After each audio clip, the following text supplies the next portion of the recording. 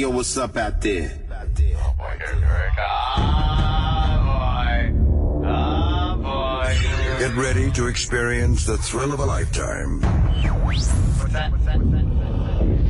What the hell am I doing here? Let's do this. It's going down, Jack. Hey, it's Larry King welcoming you to the Opie and Anthony Show right here on Sirius XM Satellite Radio. Oh, this is good radio right here. Y'all are cooler and shit. It starts funny and then gets very uncomfortable. One of the most popular radio shows in the world. Radio journalism at its best.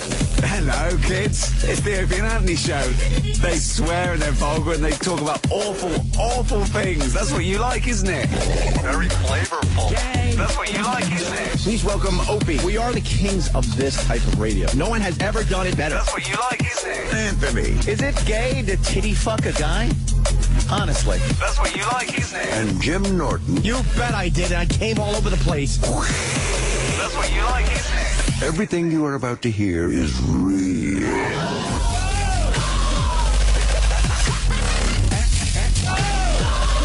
nipples are kind of hard.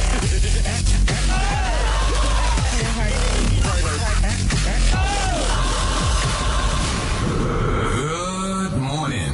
Welcome aboard. But enough of this palaver.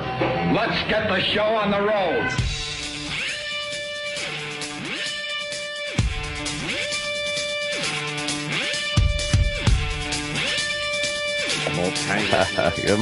Was that the good morning, welcome aboard guy? You got him. Yeah, it's the new intro. How'd you get him? Troy asked. Wow. Yeah. Welcome aboard. He didn't do it right. He can't imitate himself. No, you know what? Like sometimes when you're in front of a microphone, like things just don't translate. I saw him close. I saw him this morning. He went, good morning, good morning. I said, Monday morning. And he didn't bite. He went, It's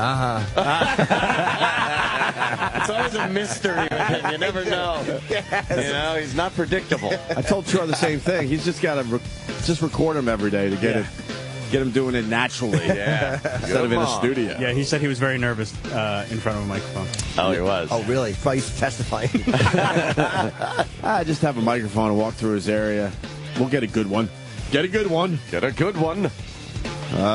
Morning, everybody.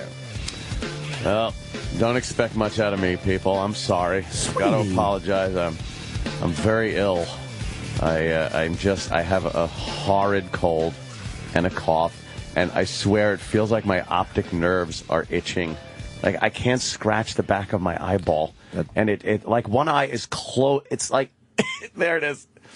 It feels like needles are like poking in your nostril, and it makes your eye shut. I don't know what the fuck. There's a great allergy drop thing that'll take care of that. I'm telling you. I just took them this morning because the allergies, even though it's raining like crazy here in New York, for some reason, I guess it kicks up the allergens. I don't know. No, I think this is a cold, man. You think How long have you had it? cold? How long? Since like it started like Friday, and I thought it was just allergies because the pollen was everywhere. But then, like over the weekend, I was like, no, this is a fucking cold. You gotta take coldies the second you start feeling it. But I'm I telling didn't you, know. I thought it was works. an allergy, so I didn't take it. No, but once you know, What? because I was sick recently. I started to feel it horrible. Day and a half of coldies, I was fine. But you got to get it. Real, yeah, shit really works. You got to nip it in the bud. As they say. You want to pick someone to rub like Vicks on your chest? Rubs the Vicks on my skin. Does this whenever it's told. You can pick anyone. Who do you want rubbing Vicks on your chest? On your bare chest. Sam's Jess. It has to be someone here. You just named. And a boy. I thought I was going to name somebody. I don't know. How was Cincinnati, Jimmy? It was average. Let's be honest. Cincy. I love the honesty of I Jimmy. appreciate the people that come out, though. They were really cool. Just a weird market, or? Yeah, man, it was really bizarre because it's Kentucky, technically. It's a Cincinnati market, but you're in Kentucky. Yeah. And they're nice people. I like the people that run the club a lot. But the people that aren't there to see me are not going to be my crowd. People that are there are the same O&A fans you see everywhere. So what? People just wander in? Yeah. Just a lot of these clubs, they don't wander in if you're coming to town or whatever, because your fans gobble up the tickets. Sometimes they do. Gobble, tickets for Jim Norton. Gobble. And I had a couple of weird interactions with people during the show Friday, the early show Friday. There's two like older women, kind of heavier. One was older than the other, right in front, and they weren't laughing most of the show. So I'm not. And they're right in front. Well, they were like a 1 row back. But they weren't being distracting either, and they got the right to just kind of sit there quietly. I don't begrudge, So the older lady, the older woman, I started chatting with, and she had no idea who I was. She just came to a show, and she wasn't. I could tell she wasn't really enjoying herself, but she wasn't being awful either. I was okay with her. I was like, whatever. She's just not. I'm not her cup of tea. And then the woman she was with was a little younger, and so I said to the woman, like, what made you come here? And she said something like, well, I do comedy. And I'm like, what's your name? And I forget what her name was. I'm like, where do you work? She said, well, I work here on Wednesdays. And she's like, and they make us be clean on Wednesdays, but you're real dirty, and it's not even funny. Like, I got this from this. Boy. Oh boy! So I really brutalized her, and I should have brutalized her harder for being a big fatso that she was. But I smashed her pretty hard. But that one really annoyed me. Wow, no shit. Because first of all, I was being nice to her. Like, as a comic, I was being nicer to her than I should, instead of saying, you fatso with no sense of humor just sitting there. And I would assume the rest of the audience is laughing. Yeah. So, you're just a fucking asshole. Yeah, she was just an asshole. Probably wishing her comedy career was a little better than it actually is. Yeah, I'm sure she stinks, but I don't remember her name. But I just that was a weird interaction. But why do they make comics work clean? I don't know, to be honest with you. That particular club, or is that something that they're doing out there? Most clubs? A lot of clubs will say, look, because what happens when you're newer is, and in a weird way, I understand part of it, because new comics who are just being dirty will just be filthy. They get them out of there. Say, look, you're not funny. Yeah, that will happen too. I think it should be, it should be based on being funny first. I completely agree. And if you're doing your dirty shit and you're not funny, then you're the club owner. You could decide who you want in your club, I guess. But to make everyone work clean, I don't like that. No, I think it's a little irritating too. Okay, good. But I mean, a lot of the clubs do it on the new talent nights because they can get away with it, and they think that, hey, since 10 comics are bringing friends to watch them, you don't want to alienate the audience, so they will just, they kind of want everybody to work clean. Right. It's silly. It really is silly. But anyway, for her to wonder why I'm not working clean. How did it end? I smashed her, and when I did, I did a bit that was rather vulgar, and I just kind of kept looking at her, while I did it, and she was just a fat, nasty piglet. But I should have buried her for being as fat as she was. Yeah. But I didn't. That would have hurt her personally. Yeah, Nice. But I did hurt her personally. Oh, good. Yeah, I got her good. Good. But she didn't walk out?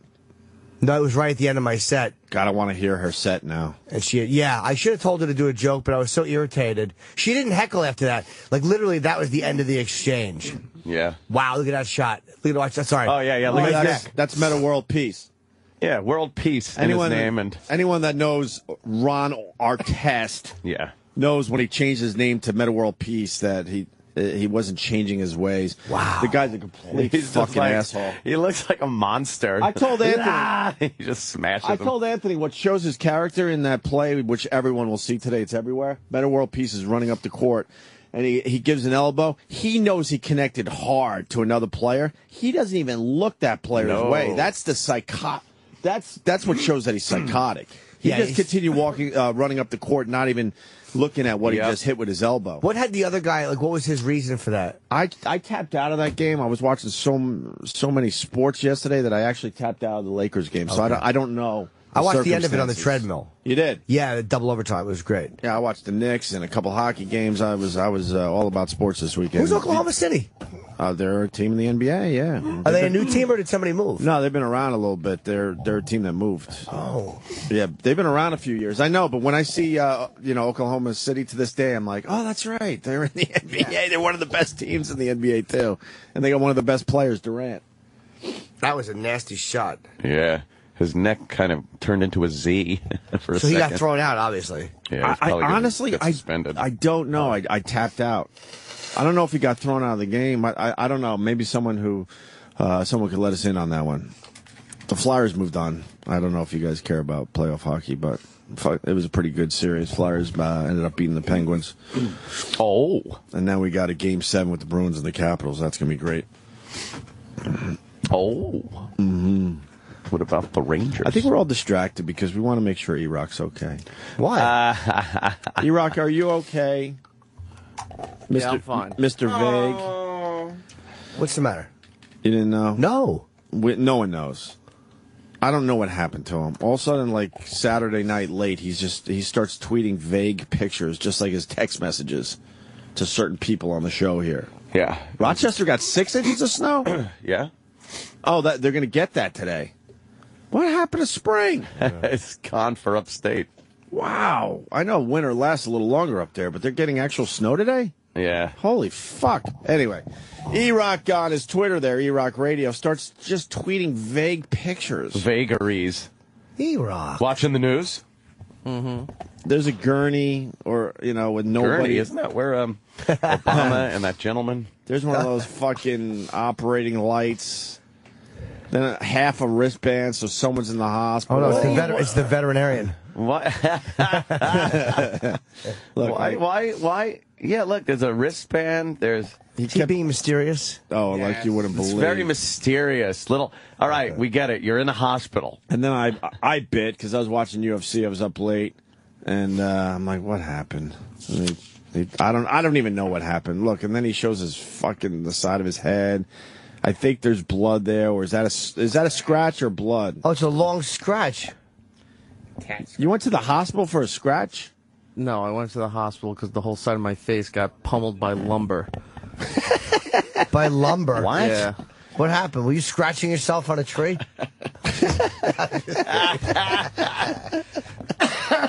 But you look completely normal today. So it all healed in a day? It was pretty banged up and everything Saturday. I had. But it's completely fine today. It's not completely fine. It's still bruised and got this. Well, it's thin scar here. That's it. It's not a scar. No, it's not a scar. Whatever you want to call it. No, it's not whatever. It's a scratch that might be healing. All right, hang on. Oh, no. All right, it's coming in. It's coming in. But it's not a scar yet. That's impossible. No. It happened Saturday. I think and he goes, whatever you want to call it. Scab. It's a scab, right? I want to know what the hospital did. Cat scratched him. There's nothing. Jimmy, take a look at Erock. It's not that bad now. Where? Oh, my God. You went to the It's a teen scratch. hospital for that. Sorry. Let me see it again. Just wondering. Oh, it actually goes all the way past your ear. Okay. Yeah. What happened? What happened? The cat scratch fever or something. I'm like, what was this? Getting itched by the cat or something? Okay. I was in the garage and I had some boards and everything leaning against the wall, and I was picking up something and they fell and smashed me in the side of the face. Some of them had a couple of nails sticking out, hit me in the ear and right down here and in the eye. So, what eye? Let me see your eye. The eye's fine. Oh, when it gets as quiet as it is, weird. It's because it's weird. Well, it is a little weird in the room. It's a longer scratch than I didn't realize it when I've been living. But why did you feel like you had to go to the hospital? Because like people have home accidents all the time. Yeah, it was bleeding, and then my jaw right here started to get swollen, so we went down to the Jimmy? I already heard the snake unhinging to eat jokes and all that other shit. I wasn't going to say that. So he was all banged up. I went to the emergency room. Yeah, that's your right. But how come you had to be mysterious? Because I was bored. I was sitting there for like 2.5 hours with nothing to do. So I just started tweeting photos. I'm in the emergency room, and then you just talk to people about it? You had to have people What's the fun in that? asking, oh, what happened? Oh, where are you? Get a lot of people. Oh. Get a lot of people tweeting you, going, "What's going on? What happened?" And you all followed, so there you go. Oh, well, it is fucking Twitter. Yeah, of course. Yeah. Nobody followed. They just said, what's wrong? I don't think you got any new followers because there was a hospital mystery. Hospital mystery. Sam is such a dick. Yeah, he is. Well, it was annoying. I was annoyed looking You at hate it. everything I do on my Twitter, so it doesn't matter. No, not you. The whole room here. Oh! Oh, I don't hate what you do. I don't hate what you do. Just certain aspects, but that could be said for anyone's. That could be said for anyone's Twitter. It's the same thing that you've been criticized before. Yeah, and I haven't stopped doing it. Before you said you didn't do it. Yeah. Like you never said, "Yeah, I'm vague, I'm mysterious." You said, "No, I don't know what you guys are talking about. I don't do that." And I've embraced what everyone has hated. But I like how you kind of squinted your eye like there was a real issue in this. I didn't take that photo, but that's No, all I right. know, but you set it's it up your like- eye. It's your eye. You didn't squinted squint like that. I know there's not much going on my face, so I'll just squint my eye to make it look a little more mysterious. And it's only half your face in the picture. Okay, Mr. Perfect. I appreciate it. I'm not saying Mr. Perfect. Man. Dude, Is Mr. Perfect still alive, Sam? I wouldn't go No, to he's dead. if you want to get into this, I wouldn't go to the hospital for a fucking scratch. You want to go? Let's go. Let's have some okay. fun with this. Oh, all right? okay. There's nothing wrong with your face today except you got a scratch and there's no swelling. My so jaw why did you go to is the hospital? fucking sore as hell. Well, Isolate that, do whatever the hell you want with it. Go ahead. Oh, man. And don't go after me. Sam was the one going after you. I was playing it Yeah, why kind you of going cool. after? Oh, he's just. I was kind of playing it cool. Sam is the one that's really annoyed. I was annoyed at the vagueness. vagary. It's just more of the. And this is different how from any other time? You're vague all the time. It annoys me all the time. So- It's made clear. So what did the doctor write on your sheet? Your when they let you go there. What's that sheet called? Obese. That's Come on. Yeah, what are we going to do? They're all the same jokes, Erock. Very good. Sorry. What did you write? Contusions. No, they checked. I didn't have there's no concussion or no fracture or anything. It was just badly bruised. Badly bruised. Is it badly bruised, Sam? It wasn't badly bruised. I mean, Okay. Sam. You were there. Well, there's That's no all right. bruise. You weren't there. If it was badly bruised, it would be a color that's not flesh colored. Look, my jaw hurts. That's From fair here enough. down to Okay. here. So I haven't eaten. I haven't done any of that. Anything. No wonder he's cranky. Yeah, it's been 2 days. Oh, boy. That's what it is. Somebody skipped breakfast. It's not swollen. No, it's not. Did your wife say It it's was swollen? at one point. Yeah. Swollen. Yesterday was just. Wait, no. Did you get hit in the stomach, too? Because that's swollen.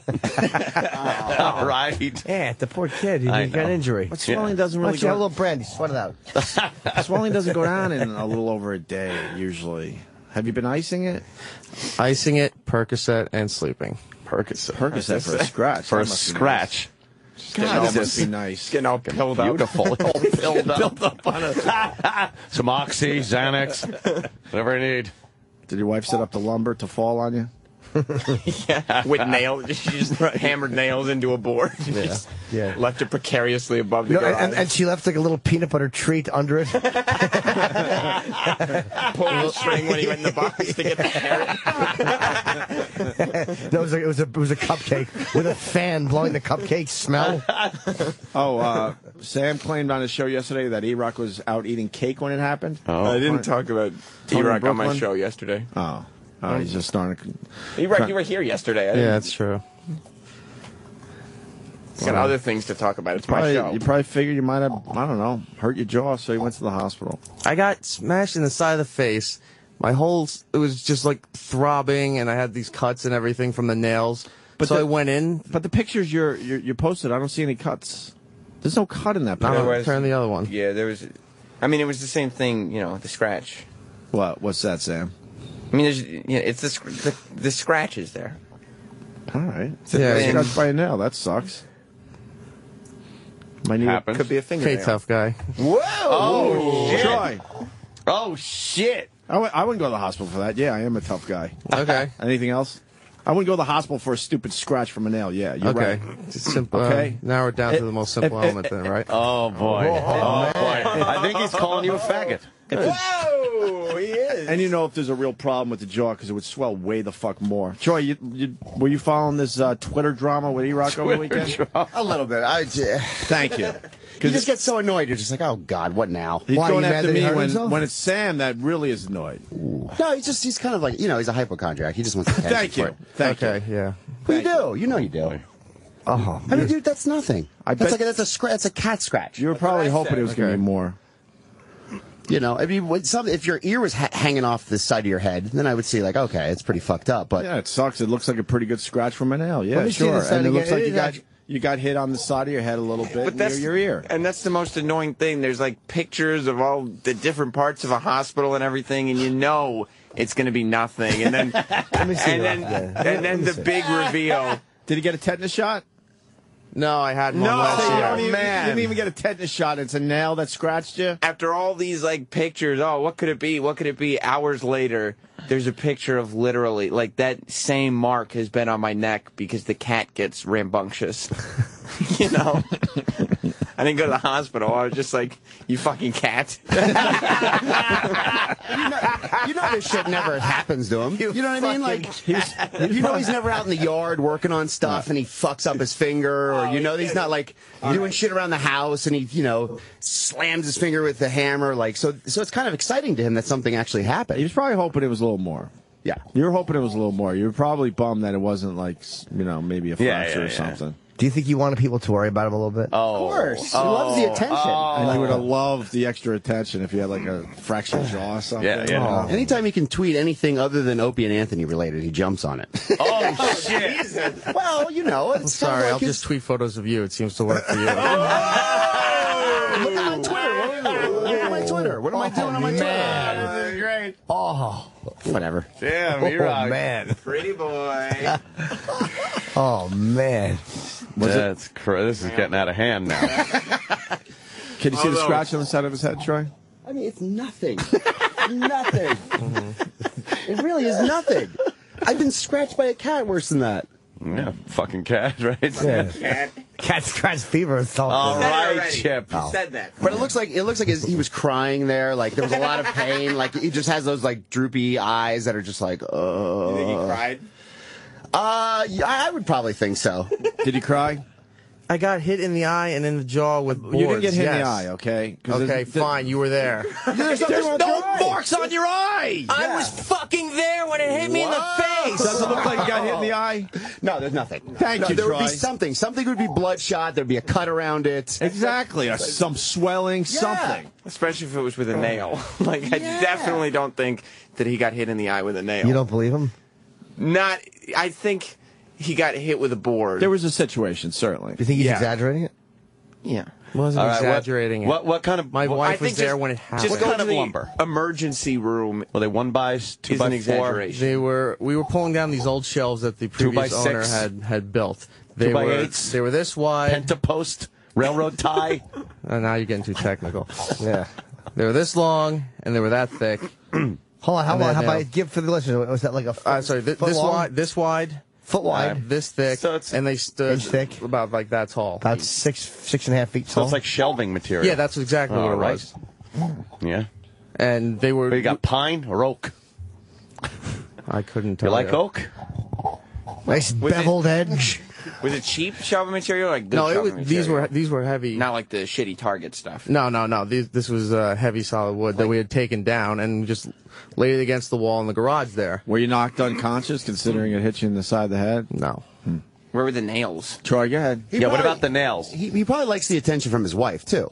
Right. Because how many times do you think he's been injured working around the house? Okay, Oh, geez. by the way, Oh, boy. It's kind of, you know, it's kind of cool to be injured as Yeah, it you're is. doing manly Very manly, stuff. very manly. Your wife could get into something like that. let's all notice that we all kept this on the up and up. Troy is the only one associating this with laziness.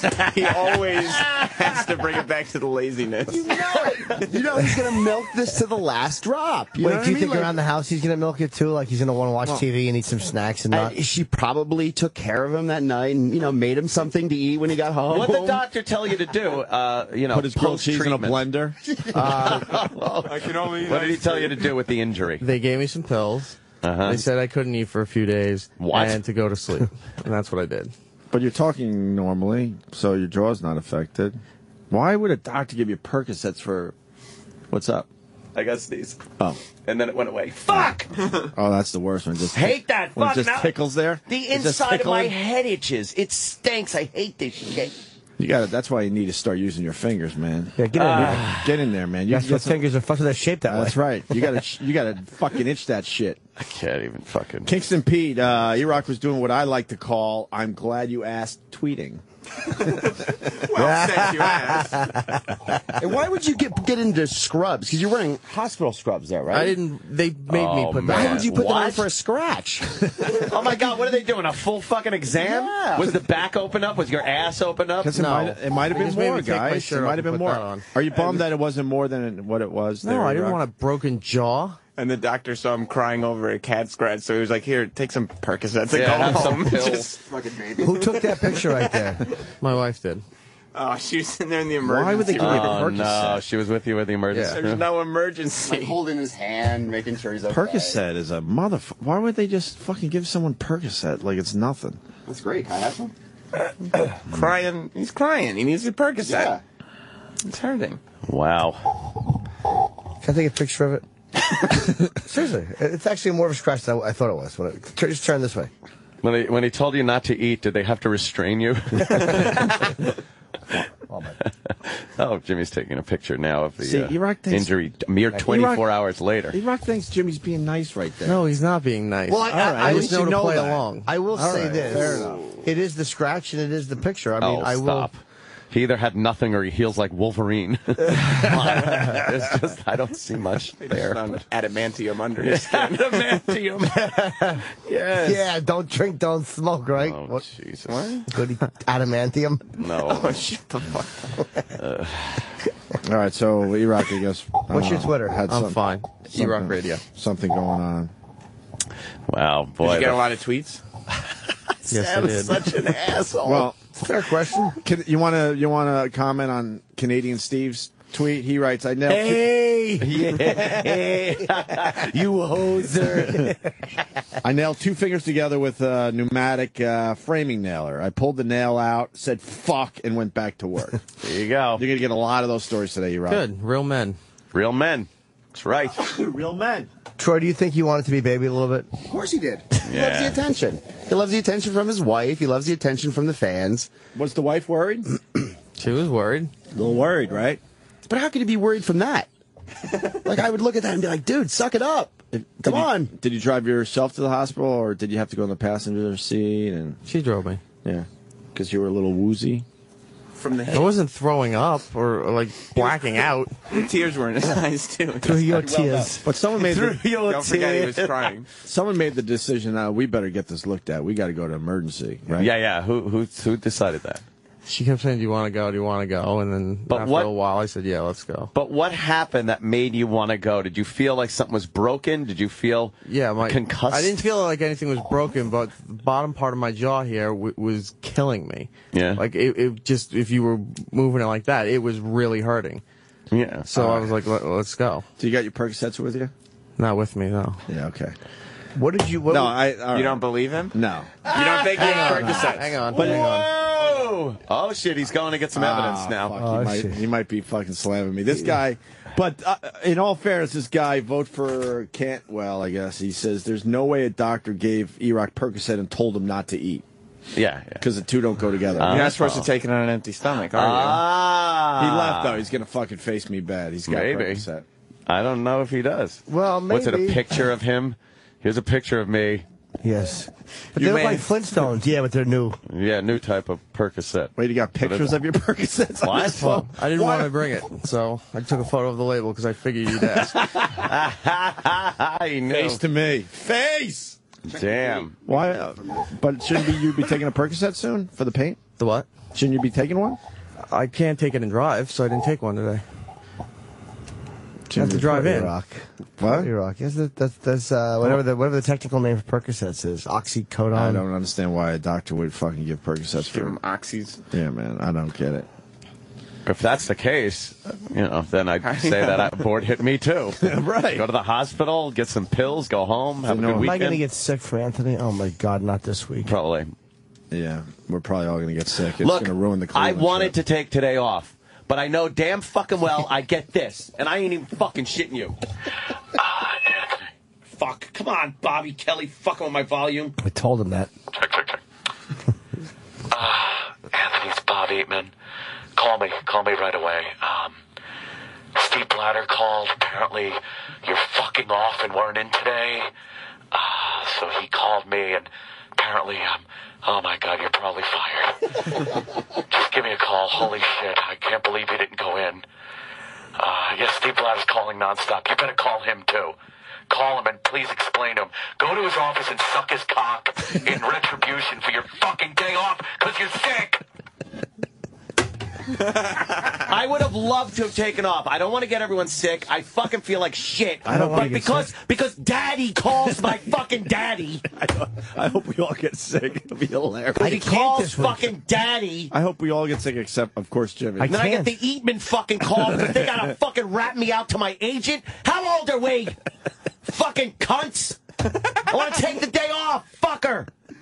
I'm fucking sick, you cunts. But this whole thing doesn't matter anymore. You should have just taken the day off. It doesn't matter anymore. I feel like dog shit. There was a time we had... No, if I'm sick, I'm not sick, Jimmy. If I'm sick, I'm fucking off, and my agent has to be called by the rat down the fucking hall. When did that happen? Every single fucking time. I gotta get that call. Anthony, oh my God. Can't believe you took a day off. Dude. Steve Blatter called me nonstop. Nonstop. You better call him. Because if this gets kicked up to fucking Mr. Sirius satellite radio, it's the end of the world. But there was a time we had to play all those games. It doesn't matter. So if you're sick, I would absolutely get up and go home right now. I'm serious. So it doesn't matter in the end. I'm so fucking tired. Then go home. Of this. You know what you should have done to prove you were sick? What? Taking a twit pic of like a used tissue, and then your couch. It comes right back to and then some Erock. cough syrup. Well, it comes right back to Erock. You did Twitter a photo with tissues in your nose, so I guess that Yes, I had two big tissues in my nose. But that meant there was no mystery. We knew that. Anthony was has a runny nose. And my copper snot rag kettle that I had outside. I'm tempted to leave. I never care if people are sick. I never care. I don't give a fuck. I'll lick your cold tissues. But this week I'm fucking. I understand, particularly Jimmy. panicky because I'm shooting. I understand. Saturday. Oh boy. Maybe after the first break, I'll consider. I feel like dog shit. Yeah, but and you're visibly ill. I think I have a fever. Why don't you go in that other room? Yeah, go into Erock's room. Yeah, be the bubble boy. He'll be in the hospital in no time. Go. I think I got a cold. Do you have any Percocets? Give me Percocets. Give me an AIDS cocktail. Erock's gonna get addicted to pills because he's taking them when he doesn't need them. Yeah, you might be beyond. You don't think he cold needs the days. Percocets? No. Is your jaw throbbing right now? Be Not as honest. bad as it was, no. Then throw the Percocets away. Were you eating I haven't pudding and taken them stuff? since yesterday. Just throw them away. What? What'd you eat for? You had to eat something. What'd you eat? That's soup. Pudding. Had soup and mashed great. potatoes. Oh, last night was a treat. I was eating tomato rice soup. I put a big spoonful in my mouth, and then that nightmare horror of feeling the sneeze coming with a mouthful of tomato rice. I fucking sneezed. It looked like Kennedy's trunkling. It fucking everywhere. I was picking little pieces of rice off my bookshelf. Oh, no, it's great when Jackie O's picking up little rice specks. Kennedy's trunkling. No, it's great. You're able to hold your mouth closed tight, but that shit will go right through your nose. It'll go out your nose, your eyes, your ears. If you hold your mouth, your pee hole. If you're fucking naked, you gotta just. It don't matter. Yeah. Sometimes you could swallow just in time, and then you sneeze, and like, oh man, I saved it. But it went everywhere. It looked horrendous. You go to the doctor, man. Make sure you're okay. No, I know I'm okay. It's a cold. I have a cold. I just wish I didn't go through this every fucking time and get that goddamn motherfuckers calling my agent. You think he would call you? Oh my god. Dude, they call my agent. My agent calls me. Please listen to me. It's crazy. What am I, fucking 10? It doesn't matter anymore. We don't have to play those dumb games. So if you're sick, go home. Fuck these guys. How about I call Liberty? How about I call Liberty and tell them to call you? Motherfuckers. Oh, leave me alone. Boy, what does that mean? Yeah, it means the company's taking over this motherfucking place. Oh. You think it is? Nah, probably. I don't know. I hope they're all out the fucking door. Troy was sneaking out, but your final thoughts on Erock? I just have so much work to do. He's fine. You know he's fine. He just loves the attention. You know that. Everybody knows that. You don't think he normally gets hurt working around the house? No, he's never been hurt working around the house. What does he do around the house? Oh. When do you think the last time he was hammering a nail and smashed his finger was? When did that happen? Anytime? Erock, comment? Do you do manual labor? No. Very little. Yeah, that's all right. So he had to suck up the Everything's attention. pre-assembled when it's delivered. He's got the money to handle it, you know? If it's not pre-assembled, he doesn't want it. Fuck that. You just pay extra, right? Have it made for you and brought over? Like 40, I have to put a lot of shit together since I had a kid, and they make it easy, though. I got to give them. I got to give them that. When we were growing up, that shit was a nightmare. Oh, if you're putting together IKEA furniture with a butter knife and a nutcracker, right? that's a real man. Yeah, that's the only thing really that I had to put together was something from IKEA. IKEA. All you need is a screwdriver. They're all fasteners now. You don't even need a fucking wrench. Little fucking wrench. Little wrenches, little Allen They make it very keys. easy. We don't even have to search around for tools. All right, so there you go. All right, thanks, Troy. All right. I'm trying to be good. Want me to leave? I'll leave. If you're, I mean, one sneeze, I would love to see. Fucking, it creeps up and then just goes away. Sam, Erock, final very good. thoughts Thank on you, He's sir. Erock? infuriating. It's the final thoughts on Erock. Yeah. Sam just doesn't mince words anymore, does he? No, why would I? Exactly. I don't mind the Twitter tease, whatever. It's but, so no, I do. But in the end, it's like, the dude, Twitter why'd tease you is the even go worst. there? The Twitter tease is the worst. It's like, well, that's what he does. So I didn't even. But that's not doing anything. It's the lack of doing something. No, why? Because I think he teased us on Twitter with these vague pictures because he knew in the end it was nothing. So he had to try to make it look like it was more. You don't have like to if you do go to the anything. hospital with like a huge swollen jaw, you go right for the picture and go, "Oh, look at this. I'll explain later." Yeah. Or you just tweet, "Ow, a board fell on my head."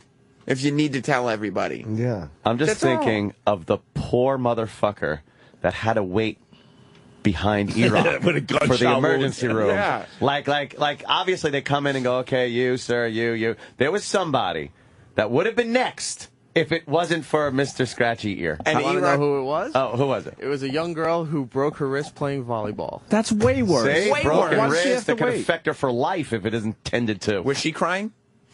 Yeah, she was. How, Everybody was crying. I think she was like 13, 14. And how long? So you were crying like a 13-year-old girl. Did he tell you were doing heavy work around the house? Yeah. You were doing busy work? And You guys having a chit chat Yeah, about some your injuries? boards hit me. I don't care about your wrist. I got hit with boards. There were nails in the shelving board? No. Yeah, on the ends. Yeah. Oh, they were in a can on the Shitty end. way to do it. It's a shitty way to fucking install. I love that Erock has to come to work with a picture of his Percocets because he knows eventually we're going to ask him He knows. about He it. needs evidence. Documented evidence. Who goes to work with evidence? No one. That's what we've done to this kid. Could have Google picture. How long were you in the emergency room before they took you? About 35 minutes before. Oh, they thought it was serious then, man. You could wait hours. Well, I'm sure the neighborhood hospital where the Nagel Mansion is, there's not many assaults, gunshots, things like that. It's probably a lot of, I was poked by a shard of crystal. Very dangerous. My hand was sliced by a diamond. Right, a diamond had sliced my hand. Right, yes. And then Erock comes, yes, some shelving boards fell on my cheek. Well, the maid pushed something into my leg. Right. I need medical attention. Here, I need medical attention. Toot sweet. He doesn't mind paying a little extra to get front of the line access either. You don't mind. It's worth it to him. He's greasing the pit like a doorman. There's a guy with a velvet rope at the hospital. Yeah. Why don't you let this little girl with the broken wrist sit for a little while? I'm very busy. Yes. It's a little Franklin for you. Yeah, Mr. Nagel needs care. Yes. I've got a scratch on my face. I would love some prescription pills. Oh, yeah. They just hand pills out in that place. They don't care. It looks like more than a scratch. You were right there in front of him, right? No, it looks like a scratch. It looks like a scratch. Yeah, well, there's swelling, though. You saw the swelling. There's no right? swelling. No, there's swelling, right? No, there's no. Today, Monday morning, there is no swelling. His face looks the same. And yesterday, I saw him up here, and I didn't see the side of his face, so I didn't see the scratch. But from the front, his face looked exactly as it normally does yesterday. He was walking around, and You think his hospital visit was a big bust? well, it was just unnecessary. Do you think it was a big Twitter thing, though? Do you think it got some legs on Twitter? Got some buzz. You wanted Was it buzzworthy? Erock in the emergency room to be a trending topic. What's wrong, Erock? Hashtag. You okay? Question mark. Let me see some of the hospital photos. It's ridiculous. What, was anything written, or were they just pictures? Just look. Wow, Just pictures, that's man. It was mysterious. all mysterious. He was trying to start a lot of buzz. mystery. Are you Lot of okay? mystery. You know what drove me crazy? Shit, look at that. Look, Wow, That's frightening. I'm sitting in a movie theater, and Justin Stengel from the Letterman Show texts me, "Dude, what's wrong with Erock?" Wow. So it worked, I was like, "You fuck." So you said it really? And I said, Erock. I told him before any of this was happening. I wrote, Erock, he's just being fucking vague again. Ignore him. I'm sorry, I should have taken a photo with me posing with a dog after my surgery, and that would have probably gotten better. Troy's not even here. Oh, I get it. I remember that. He's not even here. Yeah. Oh no! Someone's got to. He's got to be able to respond to that. I know, that's crazy. Yeah. That just isn't even right. And to Erock's credit, he didn't fix his hair before taking his surgery picture. You know what, though?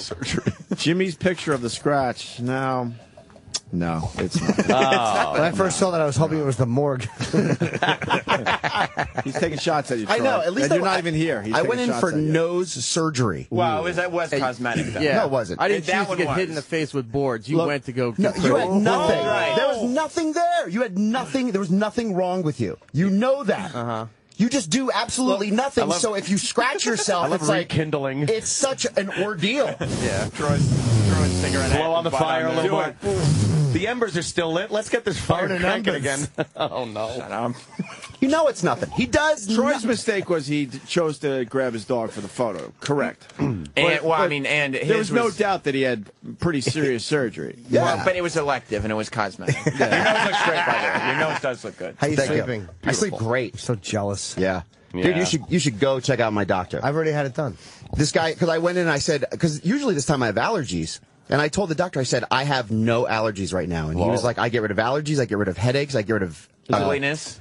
He eliminates all of it. Is it possible to get rid of allergies? Hideousness. He got completely rid of all of my allergies this year. I can breathe no problem. Right. But it's more about Erock taking Asthma. shots at you while you weren't here. Of course he did. Hardcore shot at you. Yeah. Because he has nothing going on. He sits home and watches The Simpsons. So finally there's something going on. This was some major excitement for him. Little right? excitement at the Nagel house. Major, like, oh, fuck, something might be wrong. There's an event. There's a happening going on. Happening at the Nagel mansion. Because taking a picture of him watching The Simpsons is not fun. So finally something's going How on. often does he really do that? How am I jealous? How would I be jealous We of should that? just sit around and watch The Simpsons. Why would I want to do that? Oh, man. Why would I not want to go out and live life? Yeah. Why would I want to Why would I not want to go out and take 1 million more photos of me in different New York City locations? Show me where they are. Show me where they are. Troy Kwan on Instagram. Oh, man. Go ahead and show me where I am taking pictures of me in 1 million locations. Go ahead. All right, scroll through his history. I'm sure there's a bunch there.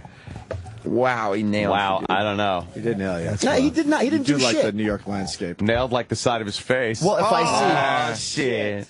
if I see something cool, I mean, my Instagram game is tight. So fuck you. You have nothing going on in your shit.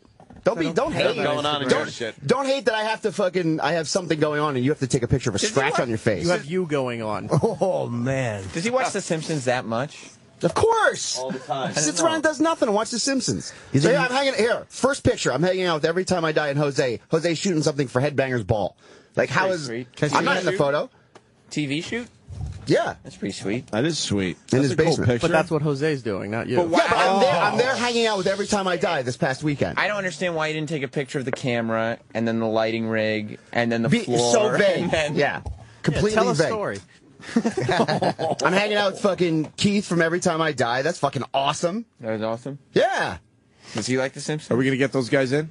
Yeah. They're really They're stoked. down for it? They're really stoked, yeah. All right, cool. So my new skateboard, Keith from Every Time I Die, like, what's the problem? Like, where's your me? new skateboard? They're regular Instagram type pictures. Erock, what's your problem with Troy posting a picture of his new skateboard? It's a new skateboard. You better not say shit because you don't fucking do anything that requires any sort of. Yeah, I don't skateboard. I'm sorry. No, you don't do anything. You don't walk. Oh, wow. You don't walk. Does he go outside at all? No.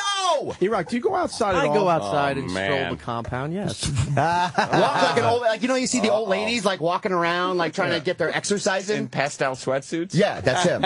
You think he just lollygags around the house? Lollygags. You don't Yes. really do anything outside, do you, Erock? That's not your thing? I walk through the vineyard, see how the grapes are coming in. He's being He's facetious. trying to make bits. Really? He's doing bits again, isn't No, he? I go outside. What's that color picture down there? That's a cool. Troy's. That's a cool picture. The skate wheels. Speaking out his wheels for That's his actually skateboard. really cool. Where's that? That was at the longboard loft down on the Lower East Side. That's a cool shot. That's where I got my new setup.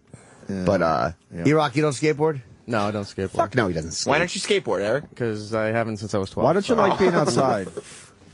There's nothing wrong with it. I just don't do the skateboarding. Why don't you like being outside? Just like the sweat. I don't like the heat. I like to be in the air conditioning. And the trees are dropping yellow shit all over right now. True. I don't want to be out there for that. I don't like That's that at tree all. sperm. And there's bees. Yeah.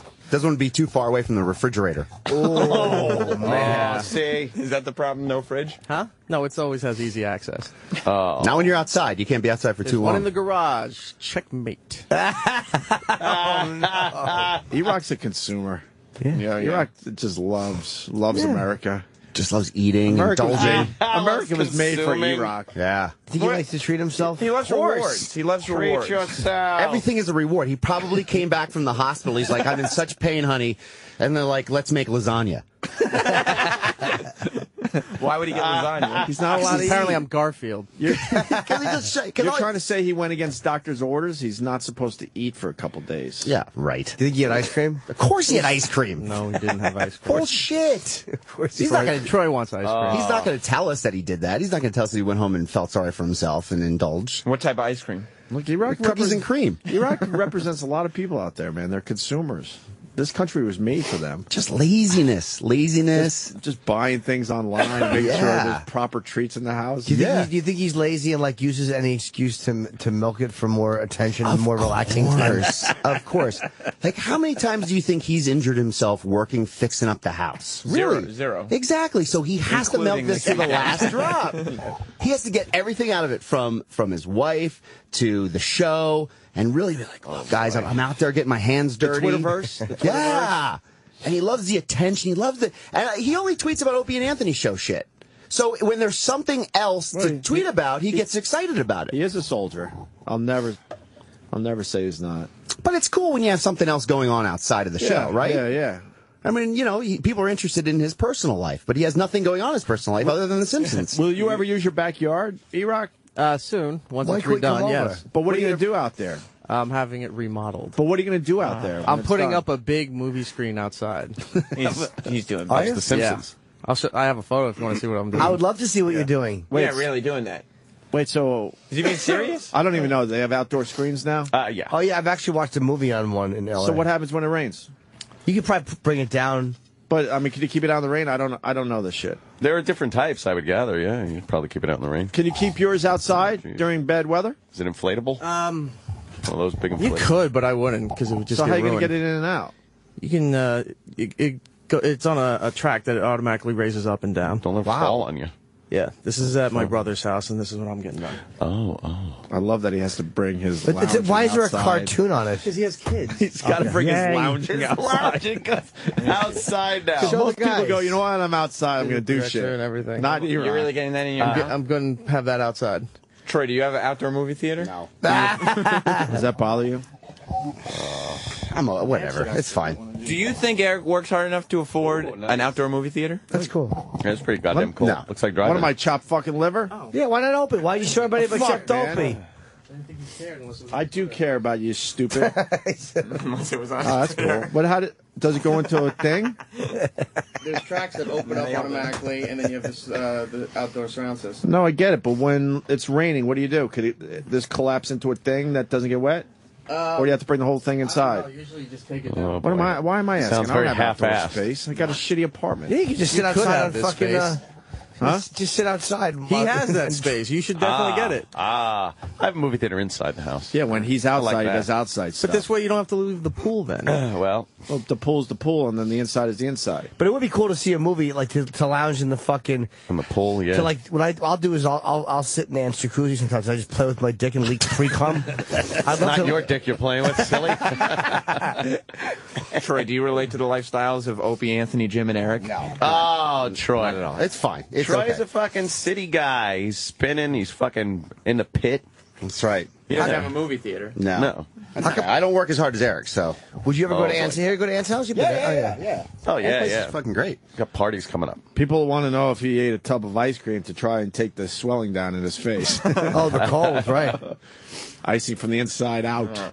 Poor kid. He's right. putting ice on it. Thank God putting he's ice in okay. his Coke float. Thank God he's okay, Troy. Yeah. See, Troy cares. He said, thank God you're okay. Troy's pissed about seeing the movie screen, the movie theater Yeah, screen. yeah, yeah. Oh, he just That has is to make annoying. sure he rubs it in. You know, how much money he's making. After the second vague photo, I knew there was no issue There's whatsoever. nothing. But I did play along and I asked if he was all right. Why? I texted him. I don't Why know. would I you fell do for that? it. That's what he wants. I fell for it. You're an enabler. How am I an enabler? That was too busy. You are. That's exactly Reading it. Trayvon stuff. Exactly. That's what you care. should have been doing. I got rid of enabling shit years ago. No, that's enabling. No, I'm not going back there. You're enabling Eric. Yep. You were tweeting Trayvon stuff? Oh, yeah. A little bit. Oh, my God. A little It just bit. gets Here and crazy. there. I threw Here my and 2 there. cents in Oh, yeah? about guns. Oh, yeah, I saw that, yeah. You're hilarious. How bad guns are. That was a good exchange with some of the people that really don't understand what's going on. Healthy debate. Yes, healthy debate. Why don't we talk about that next? Yeah, we So we should. could eat and shit. All right. We're all happy that Erock's okay. Thank God you are right, Thank Eric. God, it was absolutely nothing. Thanks, guys. No reason to go to the hospital whatsoever. But thank. Sirius XM, the Opie and Anthony Show. Oh, I know what this is. Roland, stay close. We're getting topical, though, with Erock. Oh. Yeah, he is staying alive. We don't need the sweeper. Robin Gibb wakes from his coma, huh? Yes, very exciting. Why is it exciting? Well, I say the Lord should take him. It's time for the Lord to take Robin Gibbs. He looks awful. It's not my choice. What happened, Erock? He was in a coma for a few days. yeah, and he's suffering from colon. Get hit with a board? Oh. See that? I thought maybe. Oh, sorry, colorectal cancer. Oh. Did you see Erock's injuries over the weekend, Roland? No. You weren't following him on Twitter with the scratches and the boards hitting him in the side of the face, the Percocet, the I can't eat for a couple days, the mystery, all that shit? I got the Twitter. Oh, yeah, he shut down his Twitter and Facebook. Why? So the next, then went out to play tennis during the weekend ahead of tons of free time. What did you just say about playing tennis? He said that now that he's not on Twitter, I read Roland. Yeah? I do. That he, has more time for other things like playing tennis. Oh. Tennis. Tennis. I did hear tennis. At Riverside Park, yeah. Oh, okay. You've been playing tennis? Yeah. Had tons of time. Is that your thing, tennis? No. Somebody blow a load It's in your not a arm. real- Oh, no, I had something bit me at the park. He's not a real man, You this should've went- Roland. He's not even married like I am. He should be going to the fucking emergency room, man. Oh, yeah. That Erock- looks serious. Erock, Erock, you want to take a look? What do you think? I got Crozone 10, and I went to the not pussy aisle. Oh, man. That's right there. Erock, you want to do a little triage and see if he should... I'll just give him some Percocet. It'll clear it right up. Yeah. So Roland got rid of his Twitter because, can I say why? Yeah, too many people were tweeting at me. Jesus Christ. Oh, God forbid people tweet at you. That's the whole purpose of Twitter. I didn't want to say anything bad because we're all hoping a million people tweet at us. That's why we do it. Want to keep it on the QT? Well, I mean, I didn't want to say anything like then they take it out of. Is it true that you're worried?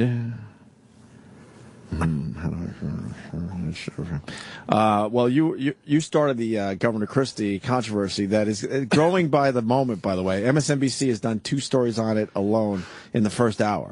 My friend. You swear he was sleeping? I don't know. He could have been enjoying the music. I don't know. I sleep everywhere. I sleep at concerts, Broadway plays. I think it's fine. Fat guys sleep. That's what we do. They even showed your tweet from your old Twitter account on MSNBC today. They had your tag on it? Yeah, thank you. You're welcome. Yeah. Why would Governor Christie get mad at that? It's like don't go to a fucking place where there's 18,000 people and doze off. But I snored at a Broadway play and then. Yeah, but you're not that close to the presidency. Play. Oh, he's pretty close to the presidency because he's being looked at as the the VP, which could easily lead to the fucking presidency eventually. Oh. So I guess he doesn't want any of this shit. He doesn't want people thinking he just falls asleep easy. Well, that's what fat guys do. I am a fat guy. I fall asleep everywhere. He doesn't want the world to know that he's an actual fat guy. Or a big guy. I He's sleep a everywhere. huge guy. His waist has to be 55. Yeah, he's giant. He's giant around the. Is that embarrassing to be seen as a big fat guy who just dozes off at like for him? I'm saying at a Springsteen show, especially. I did that at Paul McCartney. I was so excited, sweating. I had a big barbecue lunch and passed out. Well, the funny thing is, Governor Christie had a comment, and do we have his comment yet? We should have all this stuff because Roland started this. We should just have all this audio. There's somebody from ABC called my Did a friend. press conference? This all started with our show, so the Governor Christie shit we just should have on our show. I think we had that disc for you. Didn't we play it? On Friday? Oh, yeah, With we Bobby? did. Yeah. But I guess my point is they're still doing it today. So Yeah, I mean, it should be. We didn't all right, get rid of it. you're right. Yeah. But Erock, if you have that, I need it immediately. My friend, who I haven't seen in a while, she does news on ABC. She goes, "Why don't you come and do brunch and talk to me?" Oh, really? Yeah, So I'm it's- why are you worried? Because rumor has it there's a guy around here that might be friends with Christie, and it might affect your job. No, they say they're friends, but that's it. He's not a bigwig, thank God. Yeah. You didn't do anything wrong, buddy. But his explanation, he says he put his head back to enjoy the music, but the picture Roland took, his head is forward, like you would do if you're getting a quick few. Unless if winks in. he's closing the eyes and taking in Bruce, fine. My bad. Let's see the story. First of all, this shows you like the level of intrusiveness now into my life. Okay, I mean, there's some joker taking pictures of me in Madison Square Garden. I'll tell you exactly what happened. Can you pause just real quick? Sorry, I was sitting there. I'll say this about Christie. He's annoying me already. I understand intrusiveness in a private life. You're in the garden, shithead. You're in Madison Square Garden, and you're not in your backyard, and you're in the public eye. 20,000 people. They're mentioning you as a possible VP candidate. You're at a concert in front of 20,000 people. And someone goes, "Holy shit! It looks like he's sleeping." Yeah, of course they're going to take that picture. Of course, every time they should. Yeah, that's something. But already he just seems like a prick. The way he's defending himself. He comes across a little pricky. Yeah, politically, I don't know shit about him, so this is not a political thing I'm going for. Just as a human being, he seems to be a bit pricky. I believe he's against gay marriage, so kind of maybe that's why he doesn't like gays. He would tell you that he wants the people to vote for that. Oh, is that what he said? Oh, I guess that's the people's right to say what 200. I know, yeah. That's no, he says I'd rather have them, the people vote for it. Cool. How about if we have certain health requirements to get fucking health insurance weight-wise?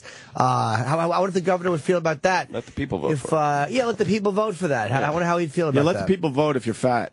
But seriously, you know what? That motherfucker's he's got fucking state health care. I guarantee the government's paying for his health care. Nice. Why don't we have the right to say you can't fucking look like that and be that much of a health risk if the government's going to pay for your fucking health care? There you go. And I'm not attacking big people, I'm mad at him. Roland, stay strong, man. You saw, the picture speaks for itself. It looks like he could be sleeping. Yeah. You didn't do anything wrong. I know. I sleep everywhere. Yeah, Joker. His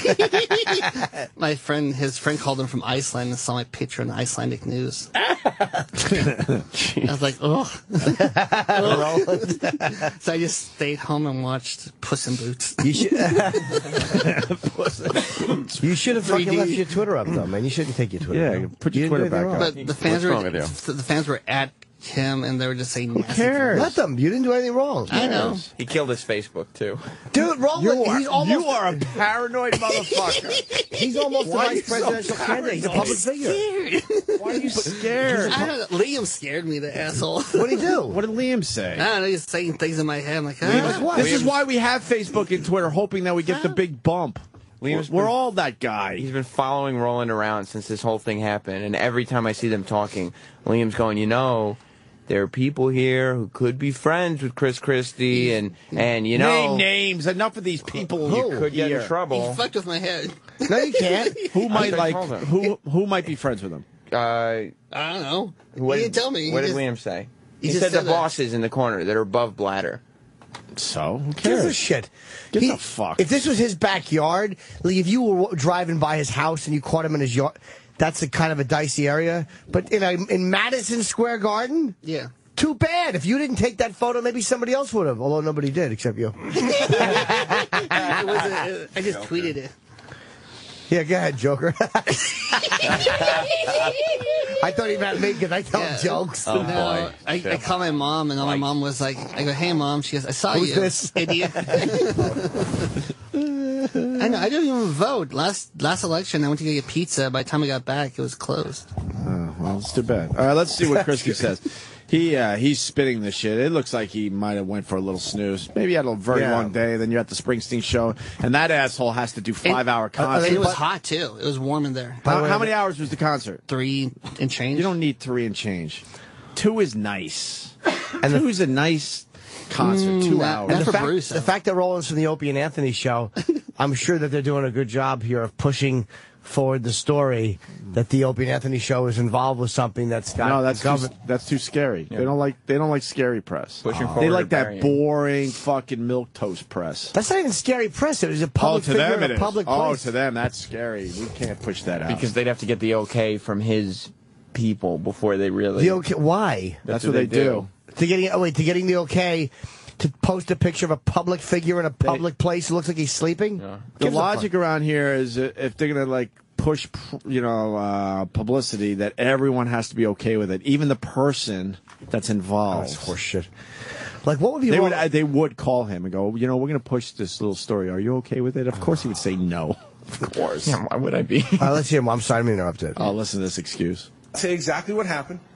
I was sitting there. Where's Deborah Gramiccioni? She was in the hallway. Where's Gramiccioni? Get over here. Come here. Get up here. Come on, Deborah. I don't want you to take my word for it. Deborah, get on up here. All the way up, Deborah. Listen to this hack move. All the way up. All of you know my so policy hack. chief, Deborah Gramiccioni. With Now, big boobies. Deborah and I were at the concert together at Madison Square Garden. You were sitting next to me, were you not? Yes, I was. Did at any time? This is we were in the U.S. Attorney's office together. I so was we used to crunched do in the seat next to you. Yeah, your fat was on my fucking so were 8 other people. He's about to do the hackiest thing. Someone that works for him was at the concert, and he's asking her if he was sleeping. What do you think she's going to say? He's annoying, though, as a guy. He really is pricky, man. He seems like a douchebag. Get up here. Get up here. I know, right? He just seems like he's trying to be a regular guy, but he's a douche. Right. You get that vibe, too? Yeah, definitely. That he's an absolute douchebag. I was thinking the same thing with get up here, get up here. It's like, ew, really? Get you, where are you? Get up here. He's hiding the fact that he's fat. You know what I mean? Not doing You think a good so? job. Overcompensating? Overcompensating, big time. He's talking like a jock, but he's obviously doesn't have that physical appearance at all. No. Yeah, and if he doesn't like the fact that his physical appearance is brought into tough shit, again, you don't mind having other people's fucking private lives and private behaviors somehow be up for grabs by the public, so go fuck yourself. Hit it. At any time, Deborah, during the show, did I fall asleep? Absolutely not. Thank you. You're done now, Deborah. That's good. Yeah, you're done. He just dismisses her. Well done, Deborah. What happened was during Rocky Ground, which is like kind of a really spiritual song, people sat. So I sat up on the seat, and I put my head back and closed my eyes and listened to the song. Oh, yeah. The picture, he blew it right there. The picture does not show his head. Can we see the picture? Because I think his head looked forward. It's completely forward. Because if you step, you're higher. Huh? If you step on the seat. If you step, you're higher. If you step, you're higher. Yeah. See, is that someone whose head is back to enjoy the music? Look, and it says in the corner, this is from England. Oh, it says man. copyright at Rolando's 99 on Twitter. Nice. And it's Look at you. It's in the Daily Mail in England. You have Why the would you shut copyright. down your Twitter? Why This would is how you get shut down your followers. Twitter? Can you start it back up? Or you don't want to? I don't want to. Start it back up. You didn't do anything wrong. Start it back up, What's the Roland. matter with You you? plug my dates, you fuck. You know, it's in honor of Governor. I will have all answers at the antisocial comedy tour June 9th at the MGM. If you want, I'll do that. I'll start Please, tweeting. I'll start tweeting your dates. dude. Please only Twitter my dates. I will. This thing is going everywhere. You gotta start it back up, Roland. I'll do it today. You have 30 days, and then. Because this is start kind of it, getting a please. little political. Because he's being considered as A possible VP. He's not. I was looking at the elbow. Rubio's gonna I be need not to know him. why Meta Peace decided not to be so peaceful. Wow. What a. All right, go jerk back off. to that clip. I didn't know he's running for VP. I know. No, he's not running. Oh. You get chosen to be VP, and he's in the running, I believe. Oh, yeah. Oh. Yeah, he's on the short list. Little He's trying, info, he's trying not to look like an asshole at Springsteen concerts. I love the Roland laugh.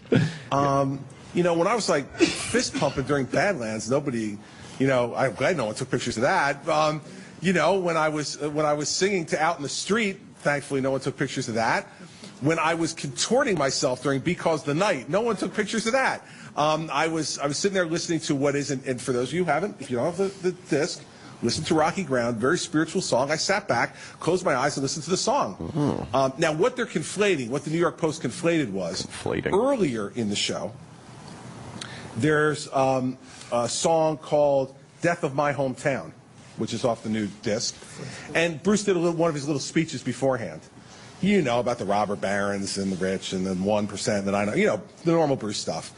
And at that time, somebody who is apparently not a political supporter of mine yells from a few rows back, "Hear that? Wake up, Governor! Wake up!" Now, the Joker who took the picture, which was much later on in the evening, conflated the two stories to make it sound better to whoever he sold it to on page 6. The guy was asking me to wake up politically. How much money did you make? During Death of My Hometown. Pause. We got the exclusive interview for real. Right this now is with the becoming guy. Because this is becoming a big story. Did you sell the picture to anyone, Roland? I make shit. And I didn't sell anything. I didn't get money for the picture, money for nothing. You just thought it was hilarious that this guy is snoozing at a stupid Springsteen show, so you took a picture and tweeted Being a diehard Bruce fan, my buddy took the picture, and I just tweeted it, thinking, look, this is funny. Like I learned from him, yeah, it's funny, just send it. Yeah. So I got zero money for it. And did you, put the two stories together? No. He's saying you put the two stories together because someone shouted out, "Wake up, Governor." I think and then later on you saw him with his eyes closed and went, "Oh, wait, I could take a picture and make it look like he was sleeping." I didn't sell That's it. what he's Governor. That's what he's saying right now. If I was told the story, I would have on my Twitter, on my Facebook, just tweeting away. Right. But we could tell you that Roland did not sell this fucking picture. No. Governor Christie. He does have the copyright on it. Global copyright. Global copyright. Amazing. According to the Daily Mail in the UK. Yeah, probably. They probably got some interns saying, just see, fuck it. I couldn't understand something about interns. I said probably the Daily Mail got some interns. They said, just put the copyright. Yeah. The intern told the interns to put the copyright. And thankfully, the Blaze, it doesn't matter if you shut down your Twitter or not, because they actually screen cap the entire tweet with the picture. Oh, right, yeah. So your picture is still right there. In Opie Radio. Thank you, sir. Wow, Springsteen Gate, that's hilarious. That is funny. They call it Snooze Gate. They called them. Oh, boy. All right, back to Christie, because he's trying to spin this shit. And then I was kind of taken in spiritually rocky ground. And so that's the explanation of the story. I have never fallen asleep during a Bruce Springsteen show. I will never fall asleep during a Bruce Springsteen show.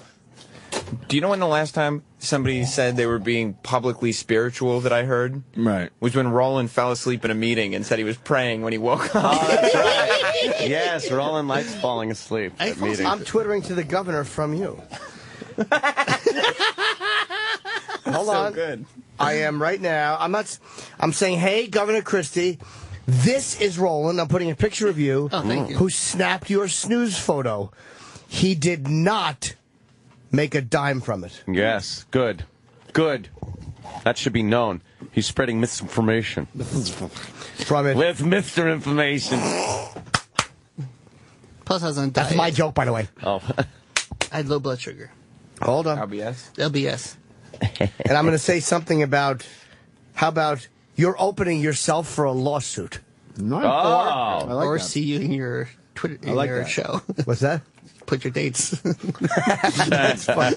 He will be answering all your dates. Hey, Governor Christie, this is Roland, who snapped your snooze photo. He did not. Oh, I just tweeted it. Make a dime from it. How many articles are appearing? Today's the day where it's growing a little bit. About him sleeping, you got Huffington Post, Fox 5. Okay, all 463 news articles. Wow.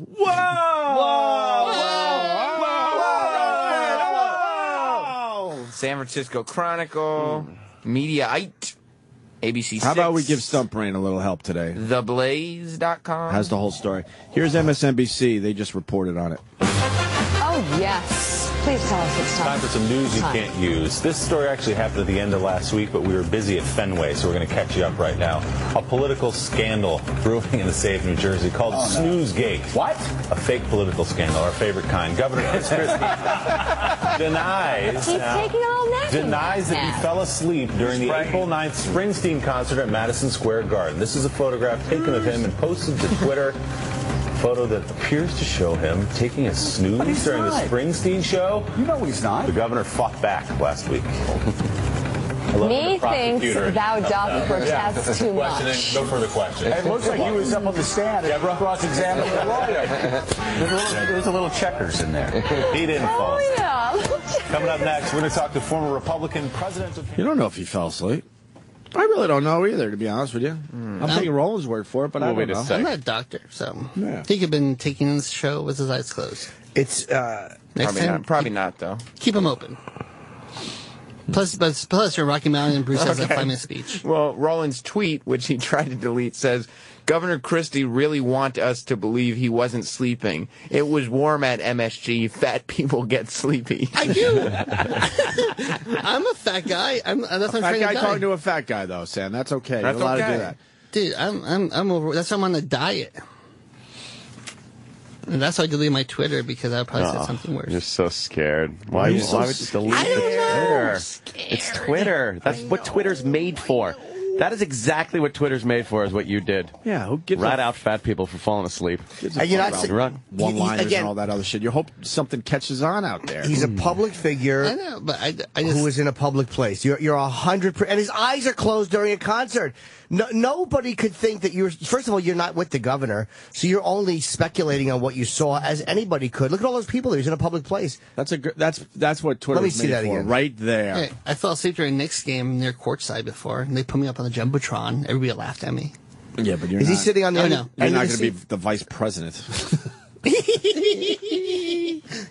Good point. All right, if more news clips come in, let's go with it.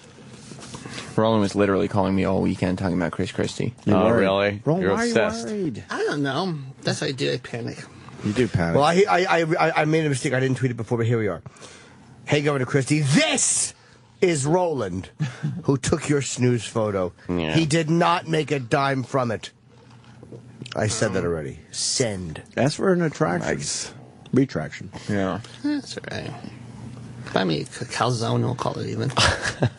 You're on a diet, remember? Still, I know he probably knows good places. Why is it failing to post tweet? What? Why do you think that? Check my Twitter real quick, at Sam. this. Did it go up? Sure. It's saying failed to post tweet. Oh, shit. Conspiracy. See? He locked you out. Yeah, no, it's not up yet. Why?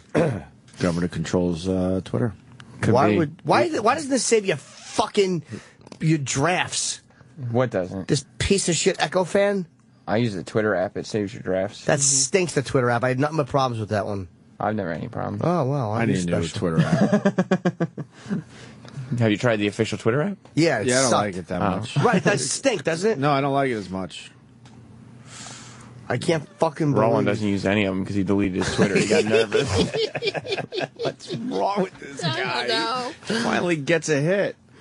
Plus, it's good for the show. They keep telling us that we need to kind of be in, making sure we're part of news stories. They did tell us that during the meeting, yes. They said we should start, like Benji did it with Howard, and they said, well, you guys should start doing that because that'll help the Benji, show. does he drink a lot? Oh, God. So, well, how about this? So Why don't, that's the loophole. They told us, hey, you guys should create press. well, for then the why show. don't they fucking help push the story?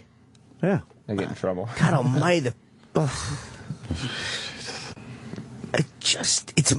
This really is a harmless story.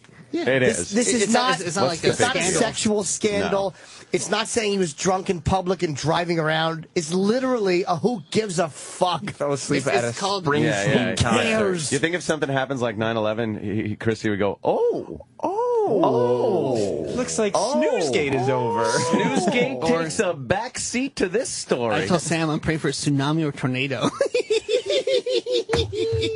Roland wants thousands of lives to be gone. I just say that. off the face of the earth. I think just to have one. So he can bring his Twitter back. Did it show up yet, Sam? I love laughing like Roland. It's the greatest. Well, why don't we go through the motions? Like, why don't we ask why they didn't push this story out? I don't know. Well, let's be proactive, guys, instead of just bitching. Let's be proactive. I go back there all the time and ask these questions. I know you do, Jimmy. Let's be proactive and see. We have a publicity department, I guess, right? Technically. All right, go to them and go. Are you even aware that this whole thing started with the Opie and Anthony show? I bet you they're not even aware. They don't like negative publicity. in the publicity But department. it's not really. How come they didn't mind when it was Anthony Weiner? Let's be real honest here. Oh, they minded. Yeah, They minded. They were very worried. They don't like anything. They're very happy it worked out in the end, but they would have rather that not have happened on our show. Having good relationships with public figures is paramount to this company. Of course. Yeah, how else are you going to... You're not going to be able to offer Governor Christie a $10 million fucking contract to spin his favorite Springsteen songs for a weekend. I'll tell you exactly why this company wouldn't push this story. Dr. Gay. Well, I have a, thank you. I have a cold, so I have to like Dr. Gay. Fucking queer. Chip. You know, we try to keep it fun. Fuck a bunch of dicks or something. Right. Sorry, T. Thanks, Chip. Since this company, and I don't even know this for a fact, I'm just speculating, this company has a Bruce Springsteen channel, they would never imply that it's possible to fall asleep to Bruce Springsteen. Oh, Roland, I forgot about that. You're so fucked. You are I forgot they had the Springsteen Why would you channel. embarrass Bruce like that? Why would you would you take a chance like that? I embarrass Bruce. His concerts are so entertaining. Holy fuck, that is a massive channel for SiriusXM. You're so fucked. The biggest. Then again... He's fucked. No, I don't know if We he's forgot fucked. because none of us really listen to that channel. I love that channel. I listen to it all the time. Let's say this. Maybe Roland's not fucked because Bruce Springsteen probably does not go for Governor Christie's politics. No. So I think that he would see a Governor Christie falling asleep at one of his, as typical big money guy who doesn't give a hoot. Just there to be seen. Just there to be seen. Sleeping. I just posted that picture to Twitter. That's a good shot. I took a Roland. That is a nice shot there. Roland trying to explain himself. You can see the out fear of in a his fire eyes. Yeah, you can really see it. Yeah. Well, why is Governor Christie making this a witch hunt against Roland? We got to get on this. Exactly. So they wouldn't push this story because of the Springsteen channel, but Bruce Springsteen himself, I'm with Jimmy, would love this story. Yeah, I love He would Bruce. love this. Well, I'm gonna let Bruce's. I think his Twitter is not really his Twitter. It's a fan Twitter. Well, no, but we know some people in his camp. we knew people. We know. Oh yeah, I'm gonna text his guy right now. Yep. Stories that get pushed are like if Roland took a picture of Governor Christie doing like a good job. And then all the news was like, whoa, look what a great job Governor Christie's doing. And then we'd be like, yeah, that was us. Do they understand that the negative publicity is what really, like, drives... That's where the juice is. Radio shows and whatnot? You just sleep. Who cares if it's a positive fucking story? It is. He got tired. I got tired. I sleep everywhere. You think he fell asleep for sure? I don't know. I sleep everywhere. I know I sleep. He probably does too. I sleep at Broadway plays. Roland, I don't want to make you paranoid, but I forgot about the Springsteen channel. There could be some issues now. They love public figures and they love Springsteen. Yeah, that's and you two shit on strikes both right of there. them. I shit on Bruce. Hard. Oh, man. Never shit on Bruce. Diarrhea. You were I love shitting on the Bruce. Springsteen channel. Basically saying, look, it's a waste of time. People fall asleep to this music. I never said that. I said I love Bruce. I heard that too. Right. I always love Exactly what he Bruce. said. Well, I'm getting word to Bruce that Good. I love Not Bruce. only did you shit on him, it was poop, diarrhea, poop. I love Bruce. Hope he sells albums. Well, I'd say it didn't hurt because Governor Christie's up there naming the record just to prove he's a fan. Yeah, it was the fourth song on the third album. It was recorded on a rainy Tuesday. We got it. You like Bruce. But I didn't like the way he dismissed Bruce going, he's doing what he's making one of his speeches. Well, then why are you going to see him? I guess he likes the music. I love the speeches, too. Yeah, well, you love Bruce. You're a real fan. Governor Christie. I think Governor Christie proved it fair weather fan. Sleepy Boy fan. Yeah, just goes there to be seen and take a nap. Because why wouldn't he love Bruce's speeches? I think it's calculated. I think Governor Christie is a Springsteen fan because he's the governor of New Jersey. Right. As opposed to Roland. But then he picks up the new album and has a few songs just in case in his back pocket. So he's like, no, I know his shit. Or he had to learn them after. He probably never had to answer questions about the record. That would never come up anywhere. But now he has to. Now he has to say that. So he's probably like, what's the name of the record? I would love to know how big of a fan he really is. Although someone told me he's gone to a lot of shows. 115. He probably is then a he's huge a fan then. I guess he's a fan. I hope people don't start accusing Governor Christie of being a fair weather fan compared to Roland. Oh, please. Roland is the ultimate. I love Bruce. You mean on Twitter and Obviously. stuff? When you publicly on say Twitter. you blow him, that's pretty much... Did we calm you down, or are you more paranoid now? You have nothing to be... What do you think? Rolling. Fuck my diet. I'm gonna be like fucking 3 pieces tonight. No, stay on your diet. These are the tough times. No, I think we walked you through it. You're good. You did good. You could have affected the election in this country. Do you understand? Oh, man. Do you understand that's the world we live in? Oh, my God, right. That is the world we live in. That's the world we live in This now. show did something that I think was crazy, but in the end was okay for the show and did eventually. The photo that was sent out by Gregorio and Antonio is what caused Nancy Pelosi to say he has to step down. Oh, wow. Look at us. Yeah. That was the picture. Was When the actual election picture came out, yes. that was the moment that the Speaker of the House said he had to step down. And this company was not happy about that. It worked out in the end, but they were fucking not happy. A lot of people tweeting too much attention. They don't like too much attention in that way at all. A lot of people tweeting to Governor Christie actually right now. I hope they're not rude to him. I mean, I wouldn't want to be rude to the governor. What about like wake up you dud? No. Something like that. Well, the thing is, nice sleep apnea, dick. Yeah. You know, I mean, that's why I started losing weight, because I was sleeping everywhere. You think Obama would use this in a political ad? With that noise. Yeah. You know, that droning. And he even fell asleep at a Springsteen show. Who does that? It's just, I'll tell you, the way Christie handled it was awful.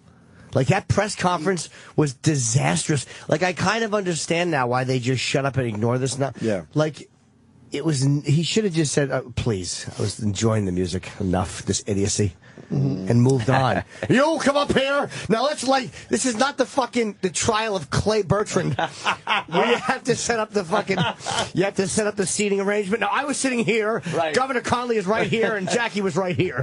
And if you see...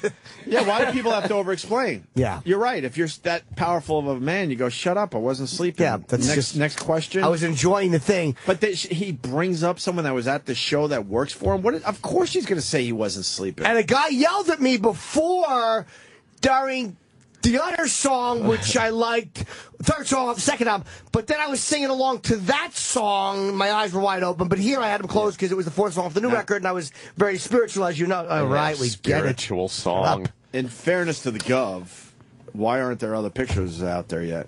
Everyone goes to these shows. Probably because Roland's the only one that caught it. Yeah. Fucking eagle-eyed fucking Joker. And my friend caught it. I just tweeted him.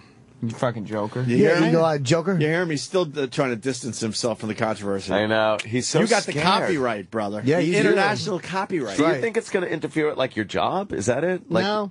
Then where's the fear? I just don't want to deal with people on my Twitter. Well, let's go right now.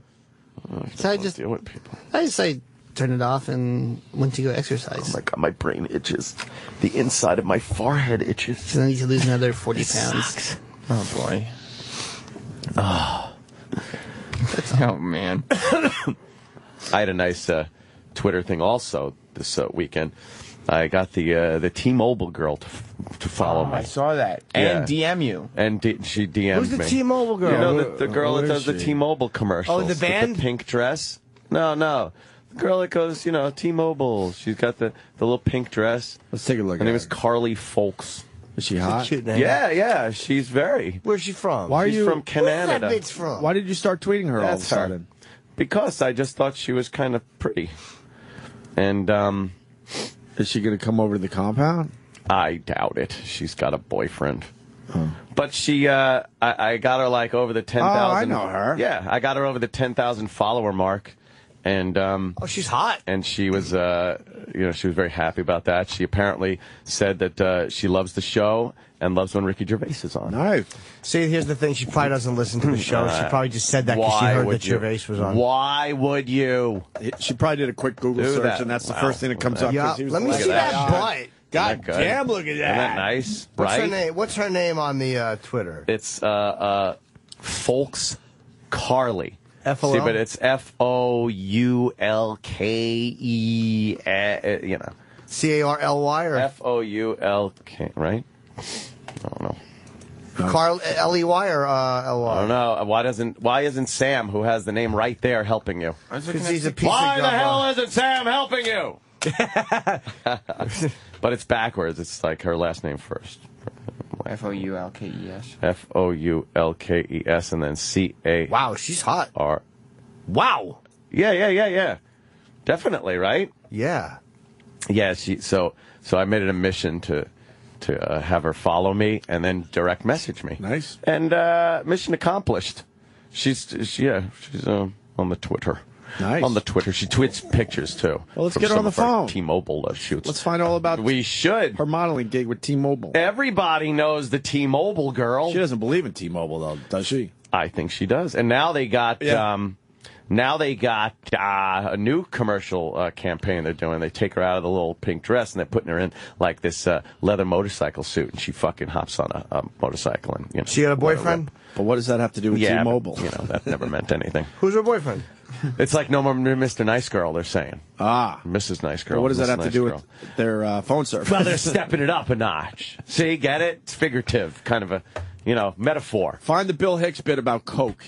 Because it's very similar. Bill Hicks fucking saw all this years ago. Oh, yeah? Where it's like, it has nothing to do with the product after a while. Look, I know I'm not fucking hooking up with the T-Mobile girl, okay? I just fucking was just having a little fun on Twitter, yeah. And a little fun with the radio show, God forbid. Yeah, exactly, God forbid. Anthony from Queens writes, Roland is a left-wing stooge doing the bidding of Saul Alinsky and his like. Yes, you lefty. You're being called a libtard today, Roland. Libtard? I don't vote. You are a libtard. I don't. Libtard. I never voted because I always get pizza. I always get hungry while I wait in line. You can do both. You can't. I go get pizza. You don't get that close where you're like, you know what? I'm having pizza. And I wait in line. My friends go, we're going to be next in 20 minutes. I'm too hungry. You've actually been waiting online. For an hour. But your stomach was growling and you had to go get some pizza. That's what I do, yeah. All right. It's delicious. All right. So the T-Mobile girl. Yeah. Yeah. I'm fucking all over that shit. You're digging it, right? I'm going to go out with her. What? I'm fucking Twittering something to Jesus, I was trying to be nice and everything. Nah, I'm not going to be mean to her. I mean, word. Okay, I guess. Sorry, buddy. I'm scooping right in there. That's all right, right? I'm scooping this Canuck up. Yeah. Shit. She is Canadian. She could end up in my closet at any given moment. You see that Twitter I said? I sent her a nice photo. Oh, what did you send? Let me see. Look at the picture. Let's see Jimmy's You tell tweet. me this motherfucker ain't going out with me now. Oh, Jesus. Fuck yeah, I don't play games. I got my eye on the chick now. Oh, boy. That's right. Oh, my God. You don't have to follow me, but we should be friends. Good friends, if you get my drift. And it's just an awful close-up picture of Jimmy's face. How do you know how to look that awful? It's just God gave me that gift. Oh, that's a good one, Jimmy. She's going to love that. We got to break because Imus just smashed Norton, and we got the audio. What? Oh no! So we're gonna play the audio next for Why? I just smashed Jimmy Norton. We're gonna find out. But I've done Imus's show. Oh boy, you're not doing this show anymore. So we hard have the to do audio imitations. next. Oh boy! But first, Bill Hicks talking about how it's not about the product anymore when they advertise, and he did this. I don't know, at least 10. Wow, he's been dead a while now, right? And I don't know, maybe 15 years ago at this point. Bill Hicks, everyone. Doesn't every commercial blatantly use sex to sell the product? I believe most of them do. Here is the commercial they'd like to do, I guarantee you. We may see this one day yet, but this is the ultimate television commercial they want to do. Here's the woman's face, beautiful. Camera pulls back, naked breast. Camera pulls back, she's totally naked. Legs apart, 2 fingers right here. And it just says, drink Coke.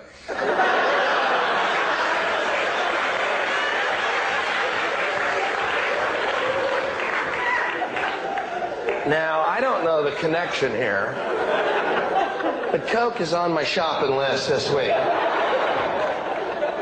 Sometimes the road to a blissful relationship can be bumpy. Marriage is I know both. Saying that you don't do a lot of stuff. It's like it's a I do all business. the It's a spelling. machine. One person's doing the twittering, which is Rich, and the other person is spelling all the words. It's comedy's most dysfunctional married couple, Voss and Bonnie. If passion is like a roaring fire, then Voss is peeing all over it. Is he an affectionate guy? No. Is he bad with like casual, loving touching? Well, because sometimes he touches you, but it's like a toddler or a monster that doesn't hasn't finally figured out how to caress. And why flatter the one you love and the mother of your children when you can shatter her fragile ego? Right, Rich? Sometimes he calls my ass Margaret Cho's face. Wow, Fred! So if you think your relationship is doomed, look at Voss and Bonnie and rest a little easier knowing it could be a lot worse. I remember now what a dick he is. One time I was blowing him quite well, by the way, and he farted. That's the best thing I've ever heard. I did not hold that in. Sirius XM. It's the Opie and Anthony Show.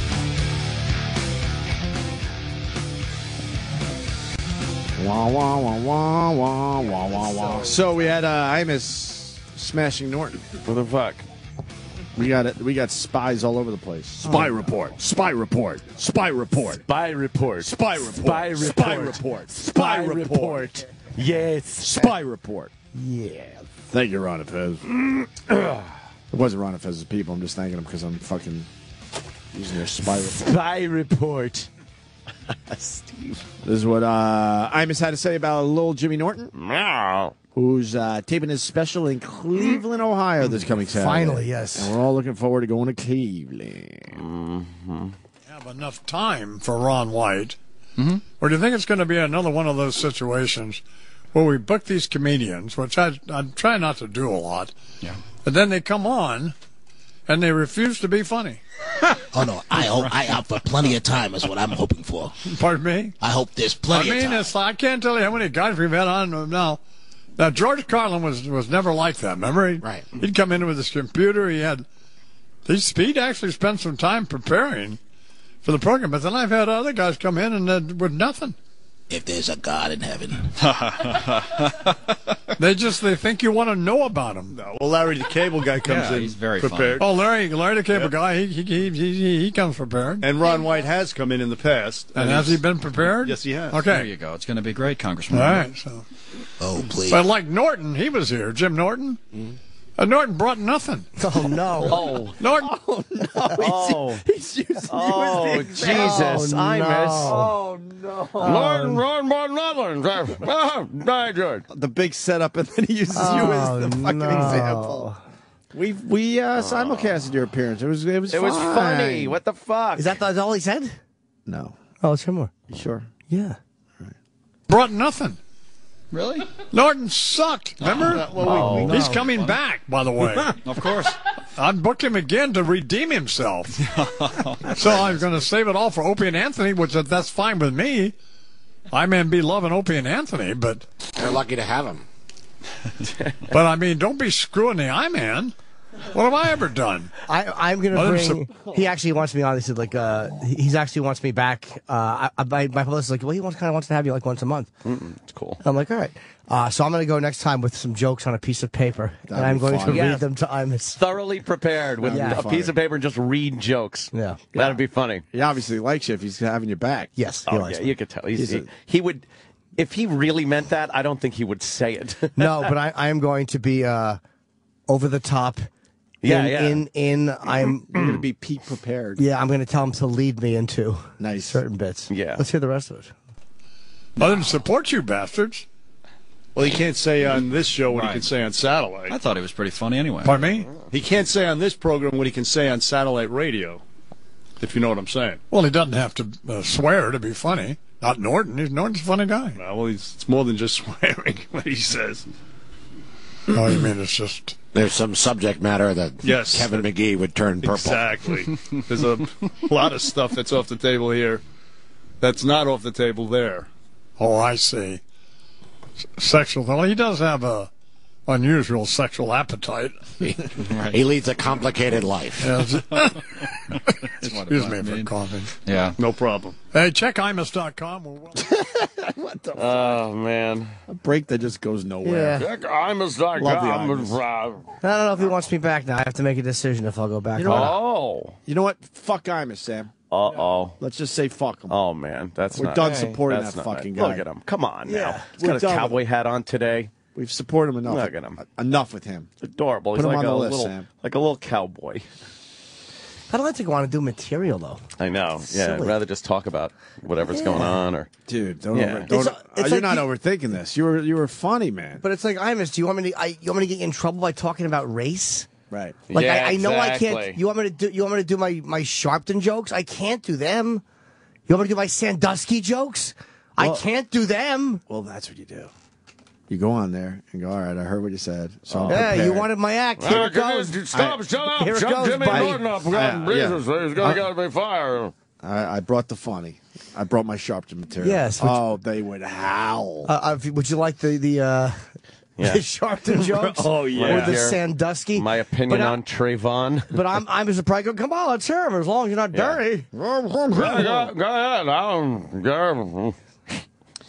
John Jones defeated Rashad Evans at UFC 145. Yes, he did. I watched. I don't get all the pay-per-views. I'll be honest with everybody. But I get every third, maybe. I get every third one. And, wow, man, what a night of fights. I think I might be getting more pay-per-views. I had a blast watching these fights. Yeah, you kind of have to. I don't think the Rashad Evans John Jones fight was a bust. By the way, some people were disappointed. They were hoping John Jones was going to finish off Rashad, or Rashad was going to knock out John Jones. Right. Obviously, it was a decision, but it was a damn good fight. Rashad just couldn't get in there. That reach is just impossible. But Jones couldn't knock him out either. I mean, he just couldn't knock him out. I like the fight though in general. Those elbows and those knees and the shit John Jones does. I don't know how you fight that. But Jones even, like, as much as Jones totally dominated all 5 rounds, I thought, but he didn't go in for the kill. Right. And I'm wondering if he was worried about, Rashad tagged him a couple of times. Right. And I'm wondering if that kept him at bay. Like, only got a couple, like at the end of the first round, he had a really good shot. He kicked him. And I'm wondering if those things were, like, Jones was a little worried, like, I could get tagged here. Jones has the reach, but I think he respected Rashad's punch because he really didn't allow himself to get close enough to get clocked by Rashad, you know. But it was definitely a good fight with all the history these two have. Rashad, do you think Rashad looked scared or just couldn't figure him out, Jimmy? Oh, he's not scared. No, I think he was just a few of those elbows. And you got to. John Jones has so many weapons. Like Rogan put it best. He goes, "You don't want to go into a defensive shell where you're just reacting and protecting yourself." But a guy like John Jones, like certain guys you fight, like if you fight Dan Henderson, you know the guy can wrestle you. Yeah. But you're looking out for that right hand, that fucking bomb he throws. With Jones, you're looking out for that, but then you're looking out for the elbows. Then again, you're looking out for the knees. Then again, he's going to kick you straight in the face. Then again, he's doing leg kicks. Then again, he'll occasionally do the fucking spinning back kick. He's got a fucking. There's so many things he can do to you. He's fucking awesome, man. John Jones is awesome. He really is. That reach is just ridiculous. Yeah, and he uses it really Such well. an advantage on everyone he fights. Those things with the hands out where he puts his hands out and you defensively put your hands up, Right. and then he pops in with an elbow. With one of those just sharp elbows coming down at you. The fact Rashad didn't go down on those with a shot like that shows you how fucking good they are. Yeah. The fight of the night, though, was Rory MacDonald. Yeah, I think so. Not drinking milkshakes down there, I assure you. MacDonald. Not MacDonald. He's like I didn't know much about him going into this pay per view. I'm not gonna fucking front here. I learned about him though, man. He's 22 years old, white kid, looks very innocent, but he's psychotic when he fights. And technically, he knows what the fuck he's doing. Right. In the octagon. They're expecting big things from him, huh? Yeah, GSP thinks he's going to be champion, and he was in his corner. So it's probably he's fucking. I forget the last time I saw him fight, but I was like, wow, this guy's fucking great. I think he's like 12 or 13-1. He did some damage, man. You got that fight there, Sam? No. Pay-per-views. Oh boy. Yeah, but those fights get here and there. That for whatever reason, that fight is a little tougher to find than the other fight. It was really bloody. Yeah. He did some damage, but bravo to Dana White and the gang, man. They put on a nice show. I enjoyed it. Yeah, I thought it was great. I really enjoyed all the fights, and I didn't know many of the guys. I watched it on UFC.tv on the computer, and I had a horrible internet connection, but it was still great. Like whatever their fucking streaming is figured out. Yeah. Because I watched it with no jumps, no breaks, and the connection stunk. I can't How do believe you know the connection stunk? Because I was on my computer. The internet connection in the hotel stunk. But it just kept stopping? Oh, it was so slow. Anything from YouTube was slow. Right. I don't know how they did such a good job on this. Speaking of which, YouTube is 7 years old today. Yes. I was discussing with the guys before the show. I just feel like YouTube's older than 7 years, but it's not. First video was uploaded 7 years ago. Do we have the video? This is it. That's it. That's the first YouTube video. It's called Me at the Zoo. That started it all, huh? And it has 7.5 million views. Who is this guy? Who was the first upload? It had to be someone that worked for YouTube, obviously. Yakov Smirnov. It's about the lunch dinner trays with the magnets on them. I want to lay one of those over his fucking head. Lipitsky at the San Diego Zoo. And he just what? Is that the guy that started YouTube? I don't think it's the guy that started, but I think he was one of the first, Hope he has a piece of his investors fucking or financially. something. I don't know. Yeah. You see the video? Sure. Alright, so here we are, one of the elephants. Cool thing about these guys is that they have really, really, really long trunks. Fake, totally fake. And that's pretty much all there is to say. This guy's an asshole. They have long what? Trunks? That was it, huh? Did he go for dicks or trunks? People didn't realize after that. A joke. He just said they have long trunks? He That's almost the first ruined, video? He almost ruined YouTube. Really, Horrible way to start. long trunks. And that's cool. That's cool. He was doing a dick joke there. Failed miserably. Was he? Yeah, just how he did it. Like he paused, and then you thought he was going to say dicks, but really trunks. Yeah, I didn't get that at all. That stunk. Because he was kind of proud of himself that it came across well. You could see it in his face.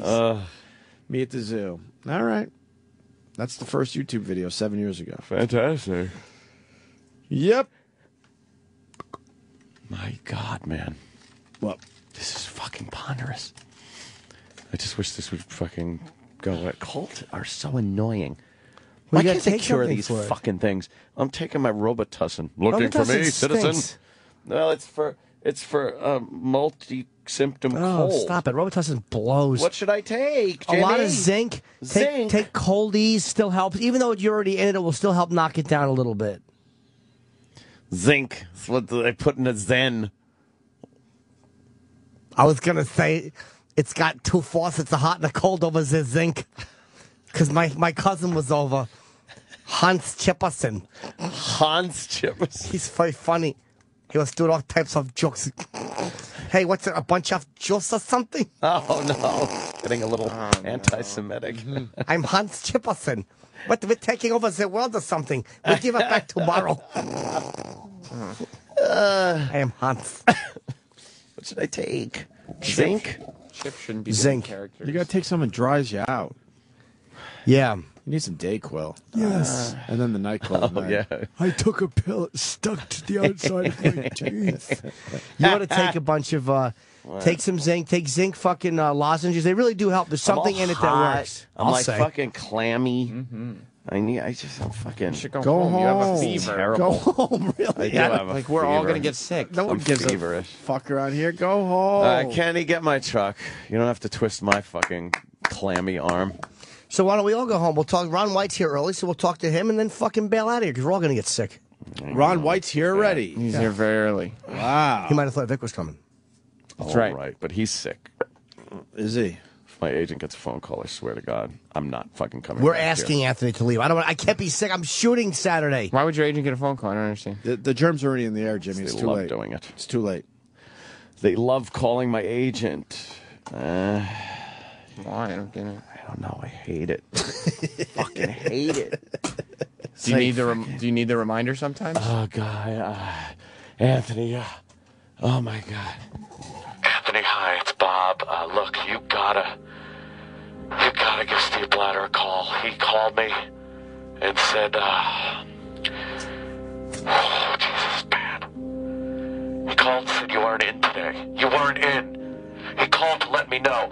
You know, like the school nurse calls fucking a 10-year-old, the parents. You know, the same way like that. Even though you're an adult. But yeah, this looks real bad. That means you've heard from Bob Eatman in the last 6 months. That's only weird. Only when fucking Blatter calls him. I wonder what that call's like. Hi, Bob? Yeah, Steve Blatter, look, what's with your fucking dickbag client, Anthony Cumia? What's with him? Oh, why? What happened? Well, he didn't show up for work. Well, he showed up, but then he left early because he was sick. But, this can't happen. I'll call him. I'll put on my gloomy, doomy music. I'll call him and...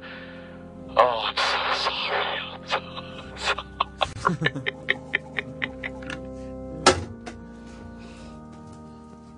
What's this? That's emergency. Emergency's got 1,000 milligrams of vitamin C. It's too late, though, right? No, it's not. That's what fights your colds. The worst that can happen is you have to piss a lot of it out. Give me one of those, because they're tasty. I want an orange one. Yeah. I like orange Give me ones one, in too. my What am I, water. fucking not ever get sick? I like putting flavors in my water. Erock, you like putting flavor in your water, right? That's gravy. That I do. Yeah, Erock's all about flavoring up his water. What's your favorite flavor for your water? Lipton's iced tea. Do you ever just drink a bottle of water? At night, but that's usually about it. Yeah. Where's the treat in that? Really? What? Where's the treat? In How's that a treat? There's antioxidants in this. In what? You needed an antioxidant Whoa! in your garage. It's like the science fair. What is in this shit that my water's bubbling over? Well, you put it in. water's coming. It was too full. You didn't drink coming. water out first. So why would it You fizzy gotta drink fizz? a little water out. It's carbonated. I need another one then. Oh, there we go. Better? Oh, I can feel the vitamins going to work as we speak. It's actually good for you. Is it? Yeah, there's a lot of stuff in here that's actually decent. I think I'm fevery. Oh, I don't like this. You got to be good by Thursday. I know. Or No, Saturday. I know. No, I gotta be good by fucking Thursday. Anyone have any napkins? I do shake these things, hopefully pretty quick. It's exhausting is what it is mostly. Because, your breathing just gets fucked up. You can only breathe through your mouth. I woke up, talking about fucking Edgar mouth. I woke up this morning just fucking, it was all drunk. It was terrible because you can't breathe through your nose. Sometimes I dip my fingers in water. And what, wipe your teeth? Rub them on my teeth. It's terrible. I wake up, I have lint on my teeth and bed bugs. Bed bugs on your teeth? That's terrible. Opie's got this one down. I do have that one down. Yeah. You got the Edgar down. I got an angle, too. I don't want to break out my angle yet. Oh, I want to know. Oh, an angle. I got an angle. An angle. I'm not telling. Oh. Actually, Edgar's clone. A clone. Yeah, because a little off. Hoo-hoo. My clones. And when we were his clones. I used to love that one. My clones over at the other station. Ooh, my clone. What a dick. Clone. That's great. But remember, he allowed you to Paranoid be on. dick. What? But remember, he allowed you to be on. He allowed you to stay on. Well, the reason you're Thank you. there is I allow you. Yeah, thanks for that. Ooh, Howard. right. So we got you to blame for this. Thanks. Yeah. Oh, boy. Ant's leaving. Yeah. Take a break. Take a break. Get Ron White in here. Yes, Ron White. We could do that. Ron White, let's just plug where he's performing. For those that don't know Ron White, he's a great comic. That's nuts. He probably doesn't need our help. But this Thursday, he's at Little John Coliseum in Clemson, South Carolina. And, of course, this Friday, Macon City Auditorium in Macon, Georgia. Just go to tatersalad.com. It's Ron's site. TATERSALAD.com. Who's making Georgia? What's that? I don't get it. And Ron White will be in shortly because Vic Henley is under the weather, i.e., probably vomiting vodka. Hungover. Vic is probably throwing vodka up on his bathroom floor. All right. Stay there. Sirius XM. The Opie and Anthony Show. Let's do it. Turn up, Edie. The Roots. Anthony has left. Jimmy has left. Where's Jimmy? What, am I supposed to just talk to myself? I could do this radio thing, but I got to talk to somebody. The audience? Yeah. I don't see them. I need to talk to someone I can see. Where's Jimmy? Ron White's coming down the hall. I'm panicking. Roland's here. Roland's panicking. He's still talking about it. Is he? Go get Jimmy. He's probably pissing out of his prick. Jimmy is. Yeah. Oh, so I get to talk to you. How was Cincinnati/Kentucky? Cleveland's going to be great. You didn't like Cincinnati. I asked you in the car today, and you were just very vague. You didn't really like your time in Cincinnati. Why? Sam's going to do the pre-show starting at 3 o'clock. No one's talking. Did you guys have an incident? Then you guys start at 4 o'clock. What happened? You know, we're going to see a lot of nice people. What happened? You know, and then, like, you know, the party will continue, I'm sure, throughout the night. Cleveland rocks. Cleveland rocks. That's what they say. When are we going? Thursday? No. I'm flying Friday. Me too. Yeah. You're flying Friday? Yep. Sam's going to be on the same plane with you. Oh, okay. And Eric. All right. But they're sitting in last class. Oh. You're sitting in first class. Oh. How long is the flight? You take a nap, it'll be over. It's a little too long, the flight. It's a nice flight. But if I fly more than 2.5 hours, I expect to be in a nice, warm, tropical area. That's not. It's an hour and a half. Oh, that's not bad. Hour and a half. Sit in the last class with us. No. All right, Jimmy's coming back in. We should get Ron White in here as well. Let's bring Ron White in. Yeah, okay. The great Ron White. First time on the show. What's up, Ron? Hey. Hi, buddy. God damn, you dress up all nice in the morning, huh? Well, I think you guys are going out over the airwaves with this program, right? Yeah. Well, not TV-wise, though. Oh, okay. No, we kind of want a visual element. I just did Imus, how was it? Gunslinger. How was it? How was it? He was awake. How was it, be honest? You know, I liked the guy, and it was, I really was kind of concerned a little bit when it first started because he really wasn't focused, making eye contact. He didn't really remember I'd been on the show before twice, but that's okay. I mean, my brain's like an Etch-a-Sketch, so you just shake it a little bit and it's gone. He's we support Imus, but he's a tough one. But what happened really with your thing? We didn't see your appearance. Was it awkward? Because I'm a little irritated with Imus myself. No, it was fine. It was. Okay. Are you irritated, Jimmy? Oh yeah, he wasn't. He was kidding, but he wasn't. And I'm just going over my act, like, 'cause I did a show recently, and it's like I'm a little worried about doing material that's going to get the guy fired again. Like, I can't do anything racial on the show, so I'm kind of. It's hard to do regular radio. And I don't do. I'm not good at doing bits on the air when I go on. Like, are we on the air? Yeah. Oh, we are. Oh yeah. Okay. Is that bad? See, that was like a natural conversation we just had. That's good. Oh, People yeah. like that. That's going to come off really smooth. People No, like it that. is actually. It's fun. No, we like it that way, to be honest with you. But I'm not good at doing bits on the air. Like, I can't go on the bit and go, no, it's funny. I was down and I'm just not good at that. So I try to keep it conversational. But then he's saying this morning, like, and he was kind of kidding, but he kind of wasn't. Like, he didn't like my appearance. But it's like, what do you want me to do? You want me to do my fucking Sandusky jokes on your show? Or you want me to do the Sharpton shit I've been doing? Come on, man. I can't do that stuff. I have to say your appearance was absolutely fine, and it was funny. Here's the problem, though. If Imus feels like it's not going well, he's got to work, too. Like, if Ron's falling flat, it's up to us to fucking work it out, too, right, man. Right, try to draw something out of me. It's not like, hey, here's Ron White, and then you entertain everybody. We got to work this thing a little bit. And I don't think Imus works his shit sometimes. Well, I think he kind of remembered that he liked me. He's always been good. I wrote a book, and he's the reason it got on the New York Times bestseller because he just came out and said all these wonderful things about it that I couldn't even make up. And I was like, really? I'm that guy. I didn't put that much effort into that book. Right. But anyway, it was fine. It was fine. Yeah. No. The only reason we're talking about this now is we just played a clip of Imus talking about Jimmy on the show. He just bashed me on his show. Kind of bashed him a little bit. He was kind of, but again, What's a bash?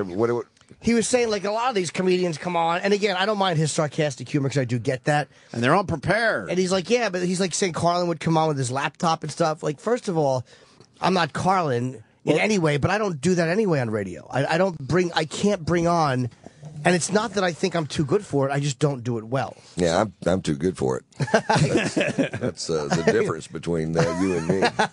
He's obsessed with saying that Carlin was always well prepared for his appearances on that show. Yeah, but I'm used to this where we're just talking and bullshitting and having a good time. I'd rather talk and see what happens. Right, me too. Doesn't it seem awful to go on and go, it's funny, lead me into a funny bit about San Francisco. I was totally not prepared to do any material, but he set me up to do it. I mean, he goes, so what's funny these days? And I'm like, okay. And then I got to go through my brain, figure out if he wants me to do a bit, I'll do it. I don't care. I mean, I'm on it for publicity, you know, and funny sells and dull doesn't sell a ticket. So, so I'm just fishing through my head, and then I come up with a couple of jokes that I thought I could get away with, and then ba-da-ba-da-ba-doom. Jimmy makes a good point because we're friends with all the comedians, but we used to hate having comics on the show. Hate it for the reason you just brought up. They would do bits. They would just do bits, and I'm like, no, you're in here. You're supposedly a funny guy in general, so let's just have a conversation and see what happens. But these guys needed the setups for their jokes and stuff. I'm like, God, no. So we said no to comics for the longest time. Yeah, because when you go in, you know how it is, man. It's like you go in and do it doesn't feel natural to talk to 2 or 3 people in the room like it would to talk to, you know, in my case 80, in your case 10,000. Right. But you know what I'm saying? It doesn't feel as natural to communicate like that. Enough with all that. That's fine. We made our point. We had Vic Henley in last week, and I thought he was coming on today too. He said he's sick. Yeah, really sick. Yeah, I tried to get him to come out and party with me last night, and he wouldn't do it. Oh, then he's got to be sick. He's got some kind of flu. You don't want to be around him. He came out to Radio City, and he opened Radio City for me last time I was here. Right. And luckily he was off. He's a dear friend, so he came out and hung with us. And, all right, now we believe him because we thought he was just bullshitting. Yeah, well, we did get tore up. You guys go way back. How was Radio City? It was great. You know, it's kind of a big room to steer. You know, just for one guy standing on stage. You know, usually when that show's, there's a show there's a lot of things going on. Right? So so it's not my favorite room to work, but it's still. I'm from a town of, about 700 people in Northwest Texas with dirt streets to this day. So it's a big deal for me to do it, and I know a lot of people think, hey, well, it's just Radio City. But to me, it's Radio City. Of course. That's a big gig, man. That's a fucking great gig. How many people in there? It's like 5,000, 6,000. That's a big gig. Yeah, we had it sold out 50. We were about 5,700. Oh, that's awesome. And it was a blast. I worked really slow, and it didn't bother me, to do it. It's just another room, but it's but you're right on one level, but it is awfully big to steer. I don't really, I play the Fox in Atlanta, which is almost that big, the Fox in Detroit, St. Louis, and they're just not my I'm more comfortable with about 17 to 2,500 people, and that's just easier to steer. What's the biggest gig you ever had? 20,000. Now, how was that? Well, it was at the not the Thomas and Mack. It's where the Predators play hockey in Nashville, and the Gaylord Center is what it used to be. I don't know what it is now, Bridgestone or something. I don't know. But that was with Blue Collar, so it wasn't just me. But we set the attendance record for that building and still have it today, and it probably can't be beat because we had a small stage right in the middle of it, and we beat Elton John and. The other piano guy. Billy Joel. Yeah, Billy Joel. But they just had a bigger stage. Right. That's all. That's the only reason we beat them. That was an amazing tour, and I didn't realize, because I don't really watch a lot of comedy TV, but I didn't realize that you didn't do blue collar TV. Like, did you? When the tour was over, were you just done with the concept of it, or did you just not want to do TV? Well, there were more than one contributing factor. One, I'd just become a really popular comedian, and so my retirement plan up until that point was maybe something neat will happen. That was my whole plan. I was banking on that, and so then something neat happened, and I wanted to go do stand up. I didn't want to do television. I did a couple of episodes of it. And and then there's a lot of strain between, their manager and me. Their manager's just a dick. And, Dick doesn't like him either, I think. Yeah, right? No, nobody does. No, he's a genuine asshole. So how does he have clients?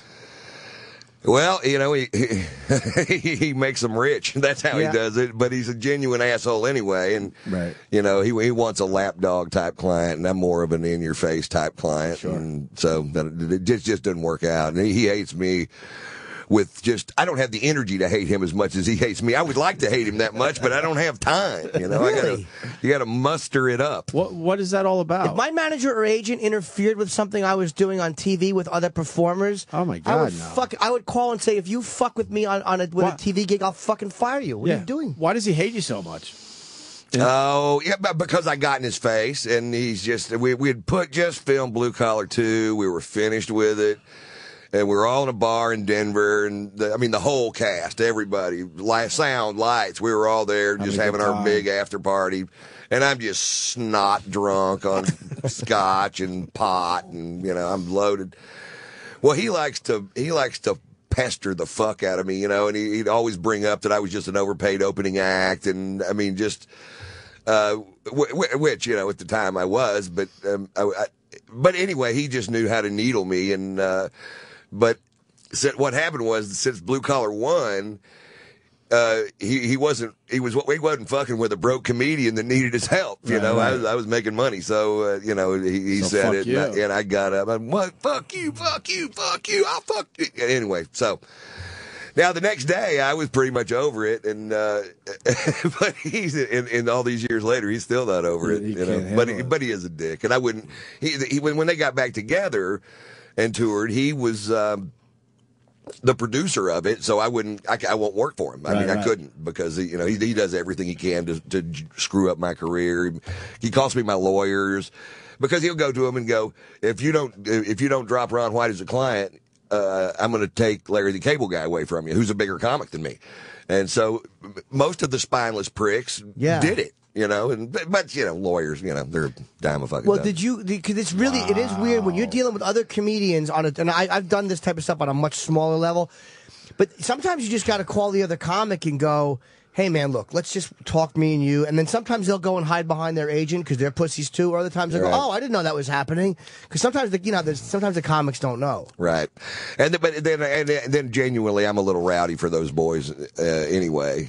Because I'm not. I smoke pot pretty openly, and and they all have some corporate work that they do, and I don't. I don't get any corporate work. Nobody's looking for an overweight alcoholic that smokes and cusses. Nobody.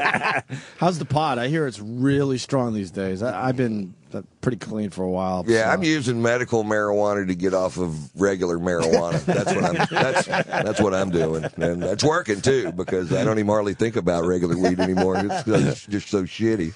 Fucking Ron is like a rock star, man. He really yeah. You're one of those guys that is just on the road, fucking selling again 5,000 seats. Like, what a great career you have, man. That's a great way to go. Yeah, well, there were 16 years that nobody gave a shit, right? And then, you're an overnight sensation, right? I am. How many days a year on the road? I did 148 cities last year, and I'd usually do right around 140. But how many days away from home? Is 148? Because 148's you got to add at least another 50 on there, right? Right, just for travel and all that shit. Yeah. But Vic Henley's like, you got to ask about the tour bus, because you travel the country in style. Right. He says your tour bus is amazing. Yeah, and it's great, but it's nothing like Larry the Cable Guy's bus. He got a new one, $2.5 million. Holy! Larry spent $2 million on a bus. $2.5 million. Why what a fucking hayseed! Who does that?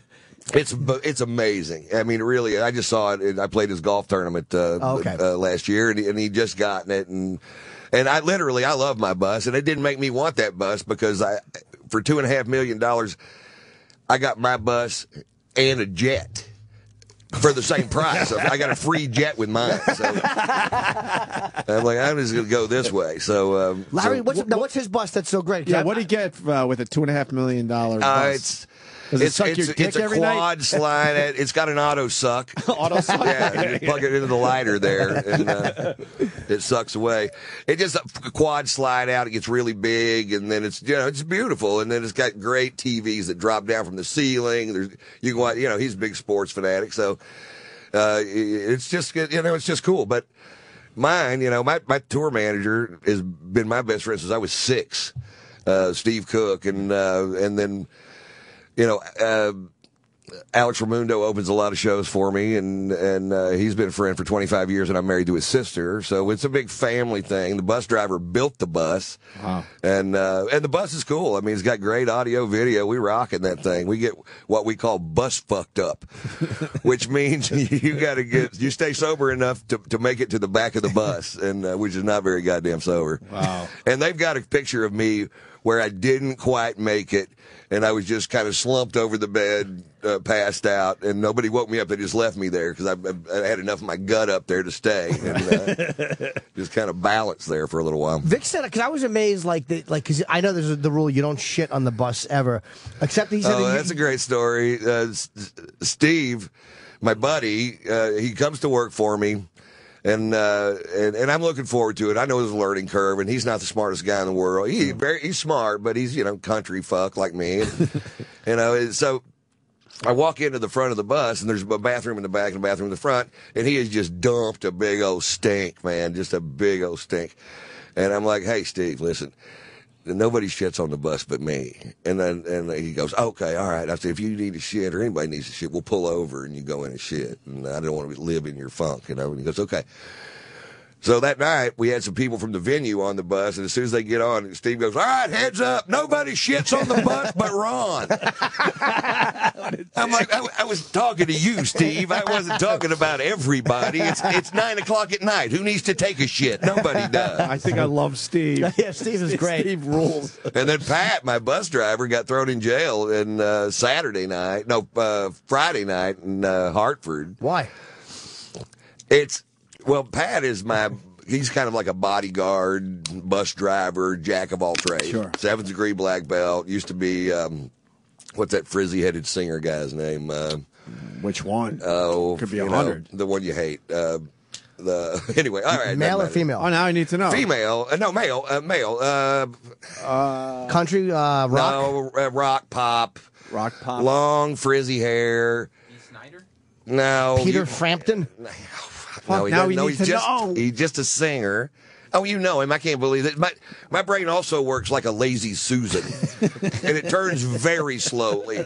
But eventually, it will come back around. All right, fair enough. Michael Bolton. Yeah, we do hate him. Yeah, yes. Right, there you go. Fuck that guy. But anyway, he was his security guard for years. And so we're sitting there watching the Predators game on my bus. It was almost over, and Pat's from Nashville. His sons all play hockey. 2 of them play professional hockey. And we're just sitting there waiting, and we're right in front of a bar that we're going to go into, a blues club in Hartford. Great club, too. Great band. God, I can't remember the name, but it'll be back around in a minute. And this cop just opens the door and walks into the bus. And, so he's standing there in a cloud.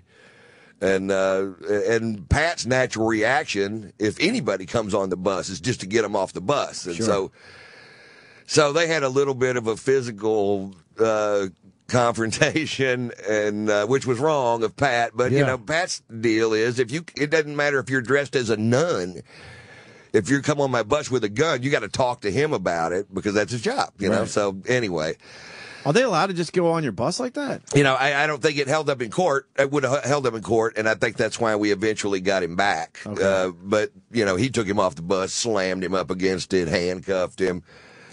And I'm like, oh, man. And this is one of the nicest guys in the world. This guy's just raised 8 kids. They're all great kids. And, just handy as a shirt pocket, man. He's just a great dude.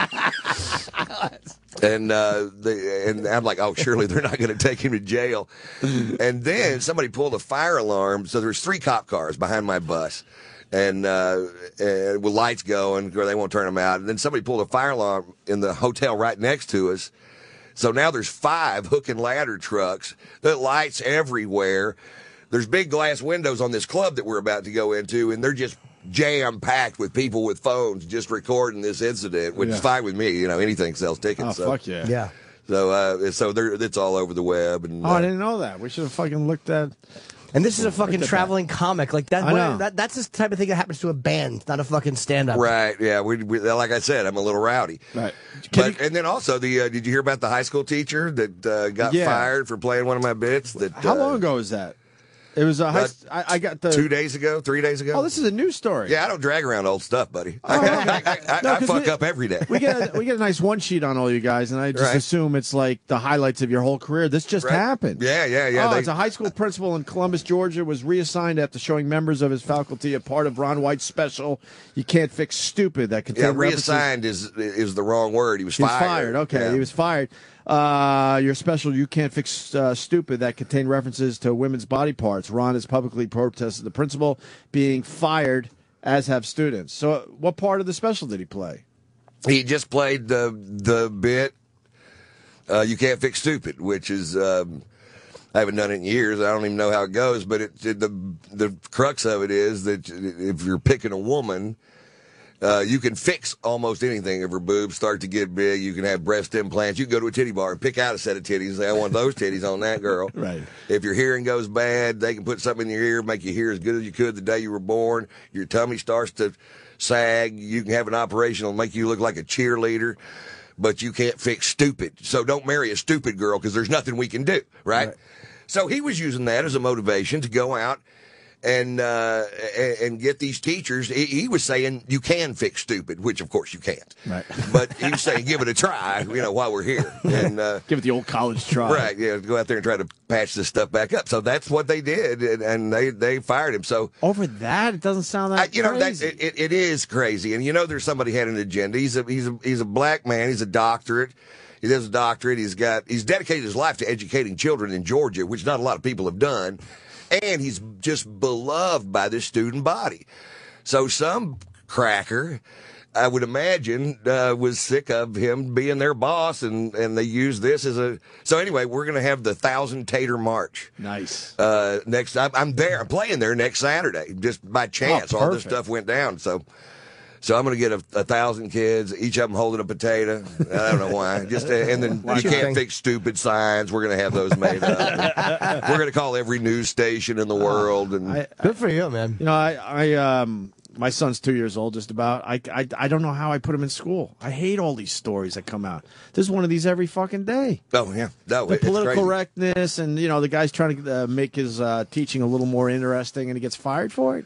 The fuck? Yeah, when I first, I heard about it on my Twitter account. So it kind of came, the information came, a piece at a time. So I thought he'd played it for the whole student body. And I'm like, fucking rock and roll, dude. Yeah, because it is a medium. I mean, why not take it apart? My son's band teacher, they studied Back in Black for 6 months, every song on it, took every song apart. He believed it's important modern music.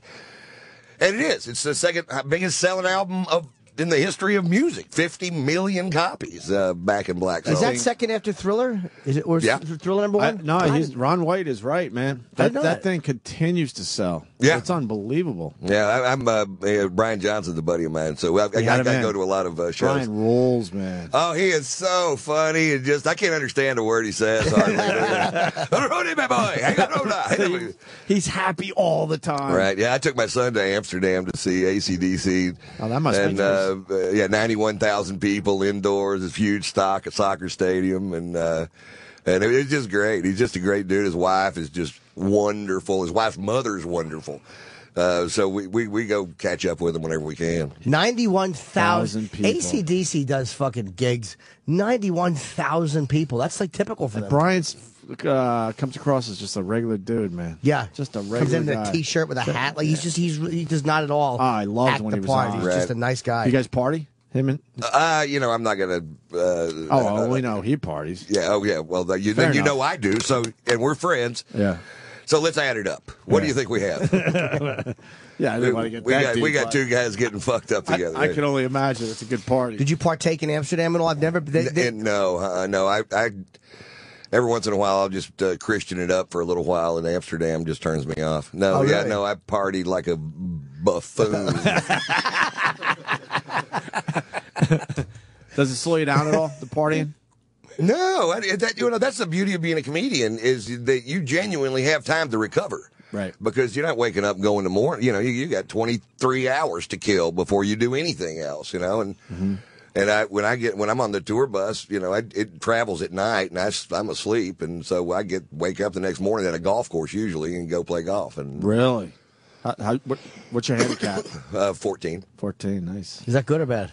That's a nice It number. means every time I play golf, I miss 14 par putts. It means make 4. It means he's probably a 10. Right, well, I'm sandbagging for some shit I got coming up. Oh, okay. People lie about their handicap? Oh, yeah. A 14. All the time. You don't want to play a 14. Those guys know how to make money on the golf course. A 14 is a good number, man. That means he's probably a 10 or 11. Oh, okay. He's squeezing a few shots. I think the 14 is pretty honest. Okay. How was Larry? Maybe I should say it on this platform. Larry's a horrible golfer. Okay, I would hope so. That would bother me if he was He's good. better than he used to be, and it doesn't matter where you're playing. It's sleeveless flannel shirt, camo shorts, and they let him play. And It doesn't matter where he's eating. He doesn't change for anything, does he? No, he doesn't have any other clothes.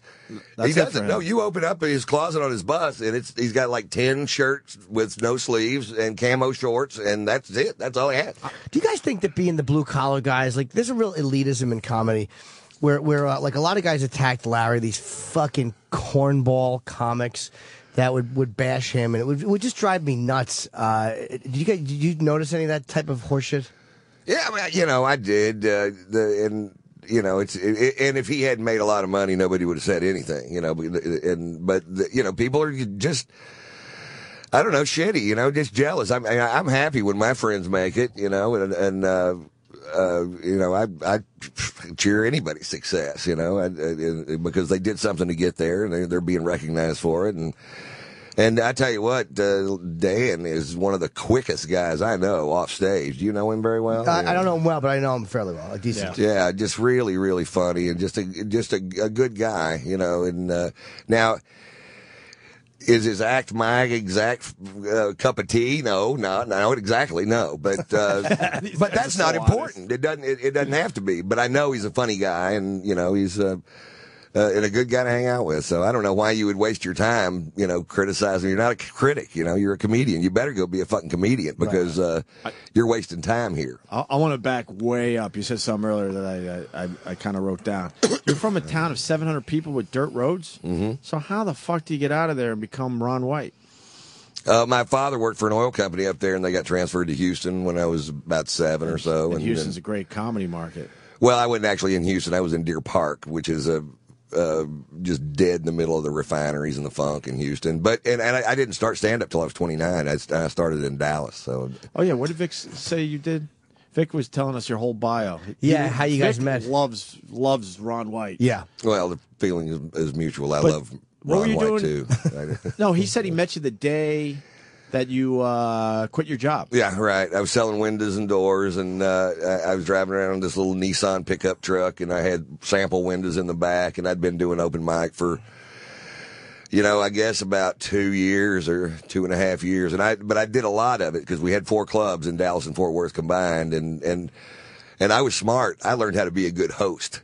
And I always memorized my announcements. I always did a slick job, and then my comedy was okay. But I was a good host, so I got to work, and so I worked every week doing 8 or 9 shows a week, Wow. So that's what you need as a comic. You're going to have stage time. And hosting makes you stronger because you're going up to a dead crowd, totally cold. It's like everybody likes to middle, right. But going on as a host, and then when you're the middle swinging the bat with the weight on it. Yeah, it makes you better. Yeah, and I still do it today. I'll host open mic night every once in a while just because I do hosting stuff, and so it's just good.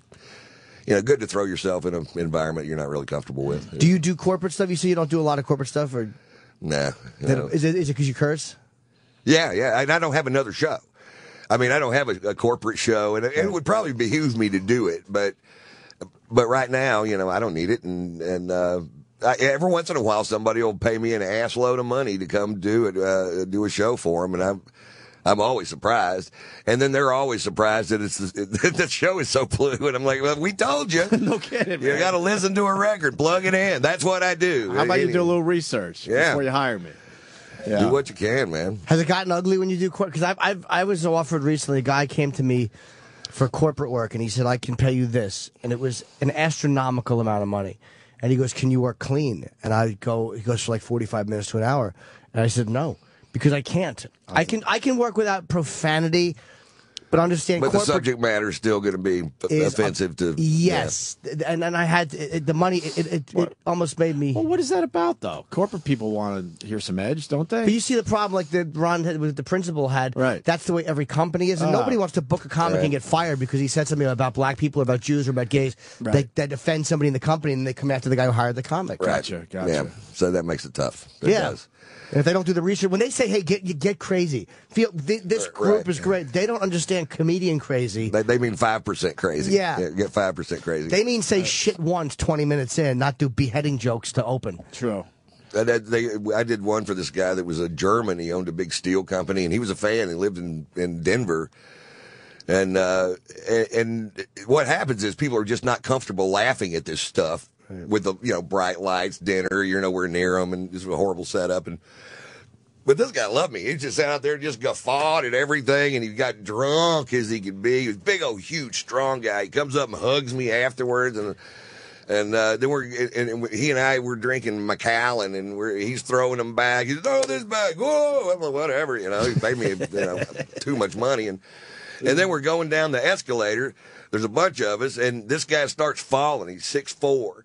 270 maybe, and huge guy, and he starts falling, and he takes down 7 or 8 people with him, but never spills his drink, and then he gets up and throws the glass over the edge of the escalator. It busts on the floor downstairs. He goes, "Ah!" I'm like, well, this guy's a mess. But that type of corporate work is okay. Yeah, that was fine. Yeah, of course, that works. And you've done this is amazing too as a stand-up. You've gone platinum 10 times as a comic. You said nominated for Grammy twice, and CD, DVD sales have gone platinum 10 times. Wow. That is fucking... How many? That's a lot. That's just a lot. Yeah. That's a lot. It's a big pile. Yeah, it really is, man. Are you the most successful of the guy, or is no, Larry is? Larry is. Is he still doing 10,000 seat gigs? No, but I think he's down to still really respectable numbers, we're at like 3,800 or so, but every once in a while a real big one. Isn't that a relief to knock that number down? Because like you were saying, it's kind of a nightmare. Oh yeah, because we were all playing hockey rinks and bad acoustic buildings. And, I'm sure you loved the experience and liked it, but it wasn't the worst thing when you knocked it down a few thousand. Right, no, yeah. So and my average show is only like 2,100. so it's well. I mean, that's nice. I feel like I'm bragging saying 5,800, right. But I don't do that number anymore.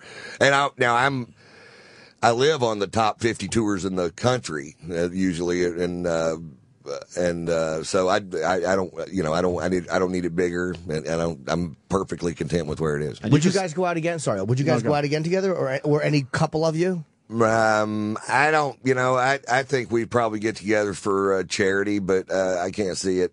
In fact, they just quit doing their tour again, so Jeff kind of backed out. So, and I haven't talked to him, but yeah, Foxworthy. Who was on that tour? Was it Engvall, Foxworthy I've never met, Larry I know, and Engvall I've only met one time. Who else was with them? They replaced me with, oh God, I can't remember the kid's name. He used to open for me. Because he gets a lot of laughs, but no punchlines, and that's a perfect opening act. Here's the punchline. Wow! That's Reno Collier. No, I don't. Nah, But anyway, and they didn't. It was their show, and he opened it. They didn't say he was one of the blue. They didn't call it Blue Collar Comedy Tour. So, and they could have, and didn't. So they called it something else. So that was fine.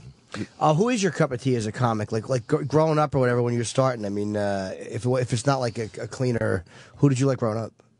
Everybody that sold albums. Oh, okay. Because I bought them all. But who's your like top 5? We always talk about Carlin and Pryor and Hicks maybe and Cosby in there. I'm a huge Hicks fan. Yeah, Hicks is the biggest influence on me for sure. Is Bill but I had everybody's albums, and I mean, in Steve Martin, I loved Steve Martin back in the day. That was such an original take on comedy. It was so original. It was almost a parody of a comedian, yeah.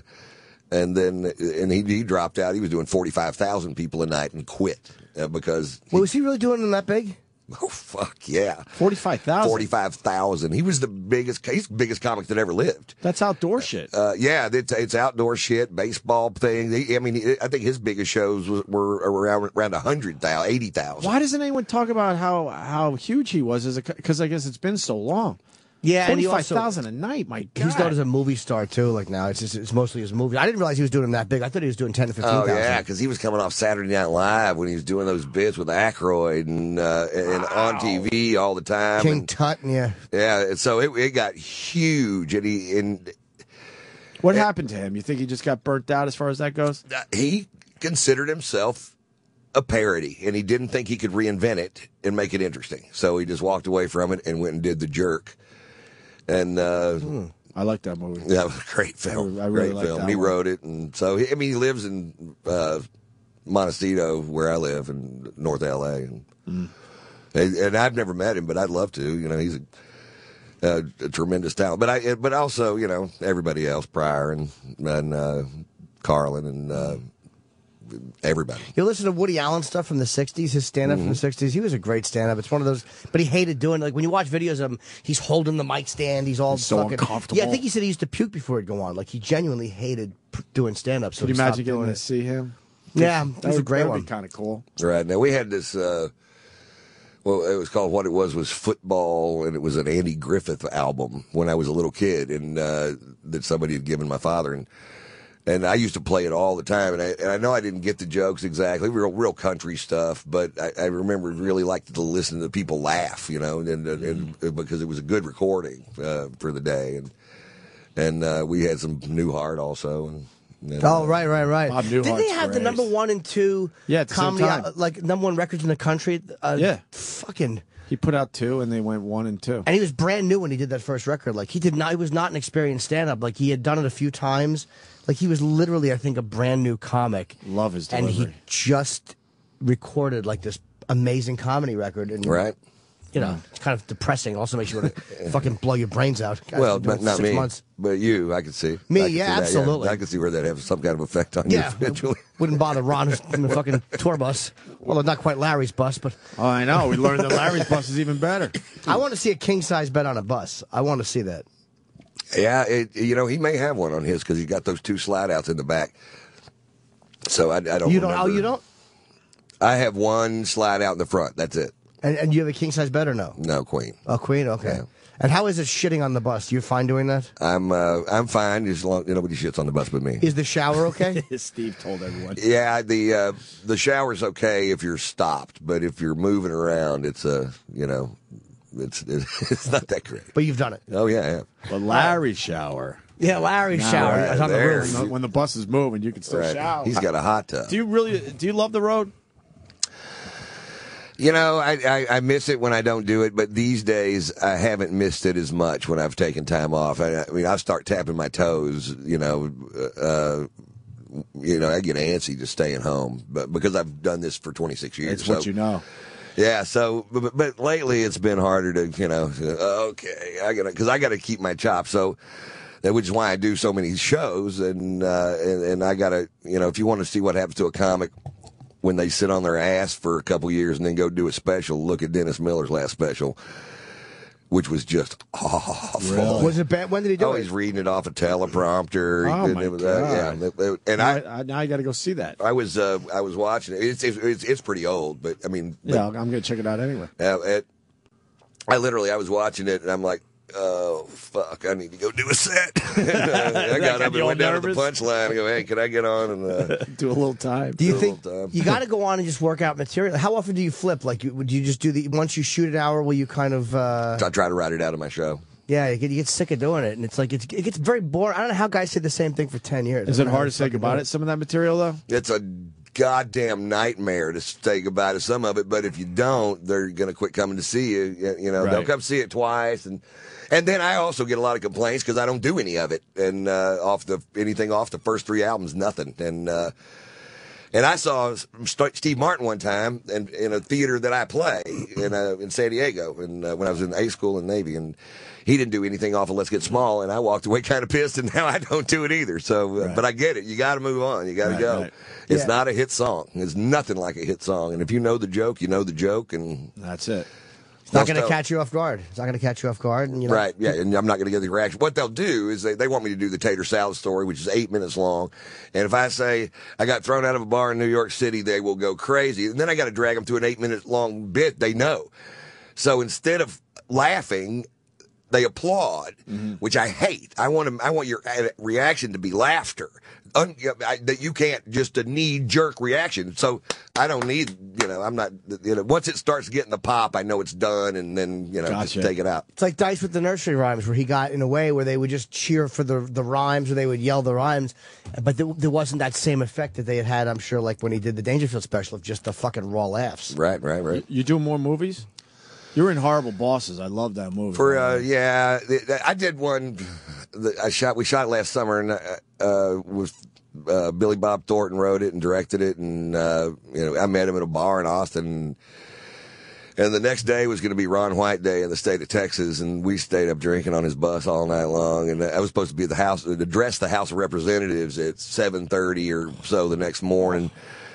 And he wrote me a note that's an excuse note, and that he signed Canada's favorite son, Billy Bob Thornton. And that day he told me, he said, "Hey man, I got a script, I got a part for you in it, and I'm not finished with it yet." And he goes, "You got the part." And I said, "Oh yeah." So, and anytime you hear something like that in Hollywood, it's a fucking lie. You know, you never comes back. A year later, he calls me and goes, "Hey man, I got it's ready. You want to read it?" And I'm like, "Yeah, sure, I'd love to read it." And he goes, "Now, you'll love the role," which is a great role. I play a 2-time Pro Bowler that owns 6 car dealerships in the greater Atlanta area and can't quit talking about himself. And it's, and he said, "It's not going to pay a lot of money." I'm like, "Dude, I'll mow your lawn for a fucking year." I didn't mean me personally, but you'll get somebody. I'll get my agent to do it. And nice. So it's a good movie. I don't know when it's coming out because I'm just not in the loop. My wife and I went to Berlin in January to see the world premiere at the Berlin Film Festival, and we took our mothers, and I don't recommend this. Our mothers they're really good friends, and they're little bitty. They're both around 5 feet tall, and they hold hands everywhere they go. And so we were there for 10 days, and it was just freezing cold. So we had 10 days of, "I don't think I have one of my gloves." I'm like, "All right, I know. All right, well, let's go get you another pair of gloves then, Mama. They sell them all over this town." We'll find your gloves. I really like those gloves. And well, they're gone now, Mama. Let's move on. Just like those bits. Right. Nice. Ron White is Ron_White on Twitter. And again, you don't need our help promoting gigs, but this Thursday, Little John Coliseum in Clemson, South Carolina. And then Friday, which I think is the gig you're talking about, Macon City Auditorium in Macon, Georgia. Is that the one you're talking about? No, the Columbus one. I think it's the night before that, isn't it? We have Clemson, South Carolina, and Macon, Georgia. Well, they could go to tatersalad.com for all the dates. Hold on, Ron's going to check if these are right. Wouldn't surprise me. Yeah, so Saturday, that Thursday's Little John, and so Saturday would be Columbus, Georgia, and the 1,000 Tater March. Nice. One more thing, because we're just getting to know Ron White. I hope you come back and see us. Arrested 2008 marijuana possession. I just saw this on the sheet. Yeah. If you don't want to talk about it. No, I don't care. I don't care. But they found what? Pot on your private plane? Yeah. Yeah. What happened was I fired these 2 pilots for being just incompetent dickheads, and they were such dickheads they started following my plane around on a software called FlightAware. If you know the tail number, you can follow any plane in the world anywhere it goes. And then before I'd land in a town, they'd call the cops and tell them it's a drug plane. So the cops come out with guns and dogs and SWAT teams, and that's pretty fucking funny. And one time it worked. They got this 7/8 of a gram of marijuana. Aye. And the cop goes, he goes, "What'd you tell a doctor to get a prescription for marijuana?" And I said, "Well, the doctor asked me if I had any symptoms that marijuana helped alleviate." And I said, "I get bummed when I run out of weed." Stamp. Marijuana cures that. So anyway, yeah, they did that, and then they were on the news, live on the news. Both these assholes live on the news, going, "Ron White is out of control. He gets drunk on his plane. He smokes pot on his plane. He has sex on his plane." I'm like, "This is my plane we're talking about, right?" Right. What kind of plane is it? West Wind 1. I don't know much about private plane. I've never flown private. How big is that? How big is it? Yeah. Not big. It's 7 people, maybe. That's nice. Yeah. How great would that be? Go to all your gigs with a private plane. You leave right after the gig if you want to. You leave it's not that I'm so smart I own a plane. It's that I'm so dumb I bought a plane. So I should. The answer was no. I will lease until it's over. Why'd you fire those guys for being irresponsible? Any incident? What do you consider irresponsible? Yeah, well, we landed in the wrong airport, and that's pretty good, right? We landed in Lake Charles. It had been a long day. I'd been at my cousin's lake house in Tulsa that morning looking at real estate. Then I flew over and did a show on at Fort Hood in Texas for the soldiers, big show. And then I flew to Houston to pick up another buddy of mine to play golf with, and then we went to Lake Charles where I was at. And I was just passed out in the back of the plane, and but I noticed we started taxiing forever, and I'm like, what the fuck's going on? This is a little bitty town and a little airport. And he's like, we landed at the wrong airport. And then he takes off, lands. The other one's not very far away, And he goes, hey, just so you don't think I'm a fucking dumbass, I did land at the airport that I filed a flight plan for.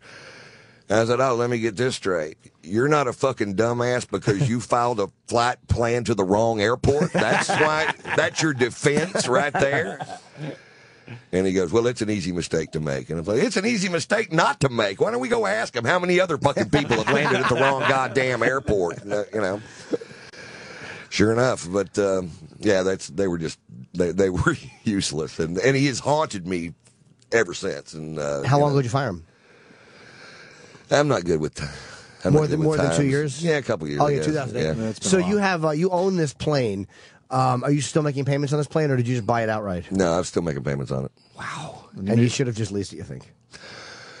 Well, I use it enough to justify it. Leasing planes is expensive as hell too, but once you're done with it, you stop the bleeding. So the jet ownership is just not for me, but. I've got it, and it's unsellable. And you got to keep up with the maintenance. I would imagine that's expensive. That's expensive, and it's also, it was built in 1980, and but don't ever be afraid of an old plane. Be afraid of a new plane, because old planes they rebuild them every 600 hours. They take them completely apart, X-ray them, put them back together.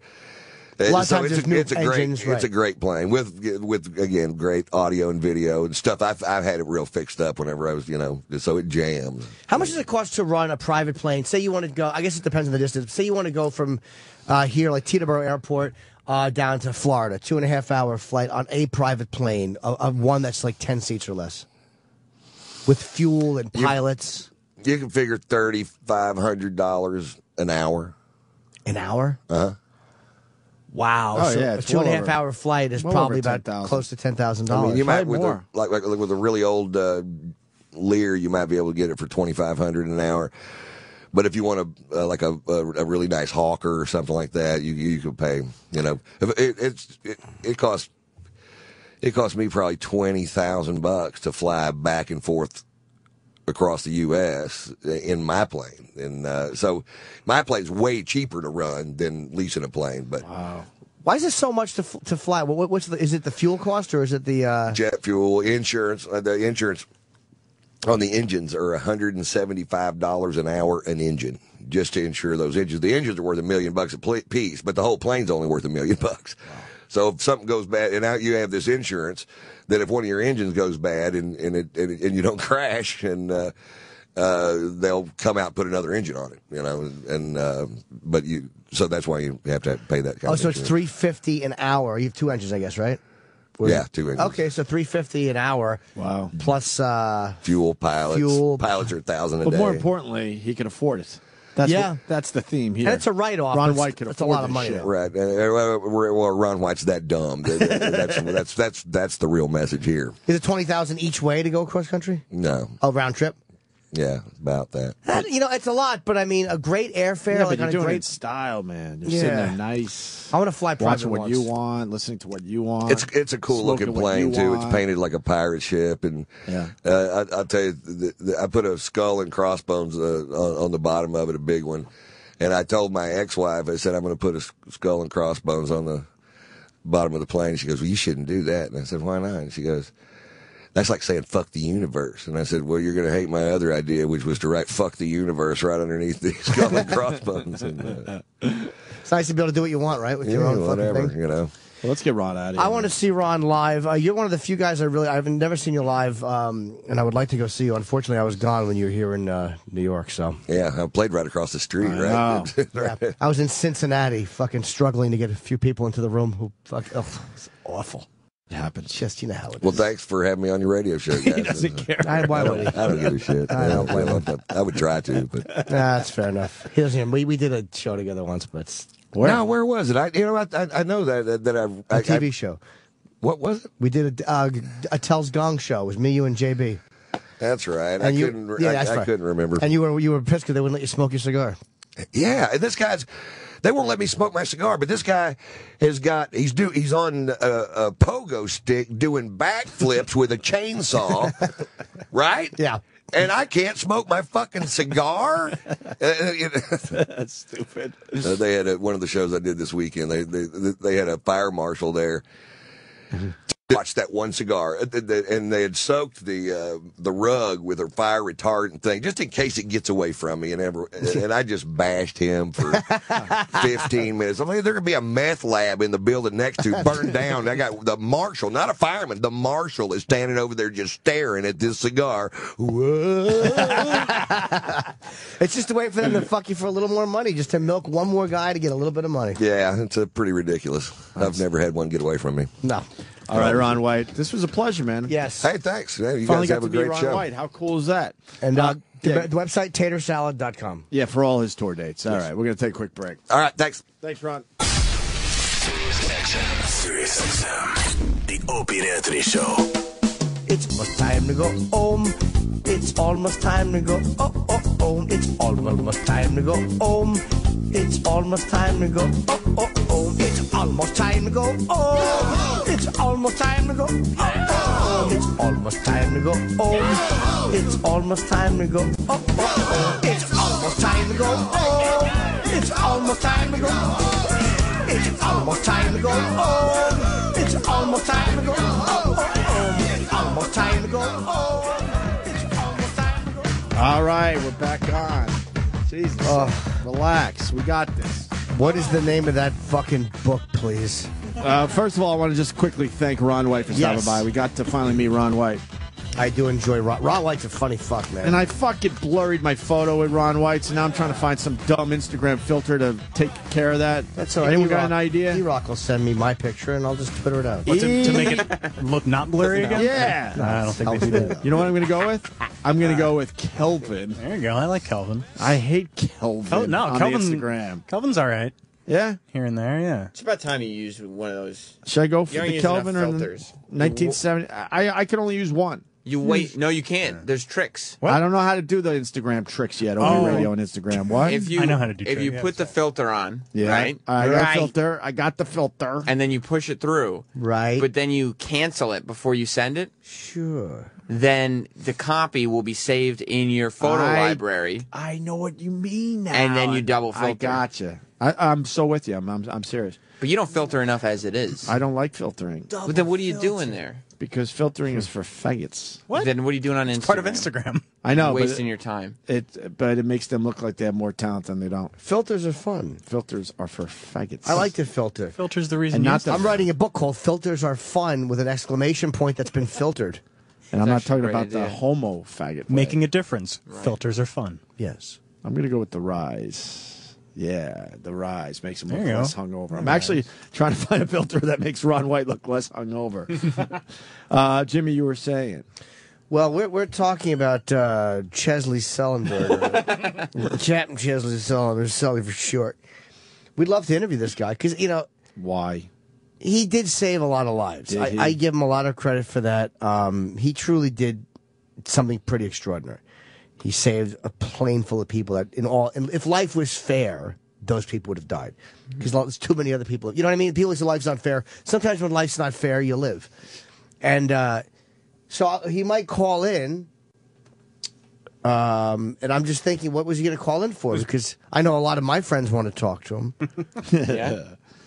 I do. So do. My friend's name was Chesley. Yeah? Yes. I used to rib him. What did you do to rib him? Hey, Chesley. What are you doing? Thanks for nothing. It's a terrible rib. His teeth would have got a little moist if the fucking plane went in the river, at least, Edgar. Your teeth would have been nice and moist. I woke up. I had poppy seeds on my gum. Let me see, what's the name of his new book? That's what he's promoting. It's a really good one. It's called Making a Difference. Oh, boy. And it says stories of vision and courage from America's leaders. Captain Chesley Sully Sullenberger with Douglas Century. It's a great name. I'm Doug Century. Doug Century here. Can I help you? I don't know what to do. Get Doug Century on the case. Doug Century, he's the man for the job.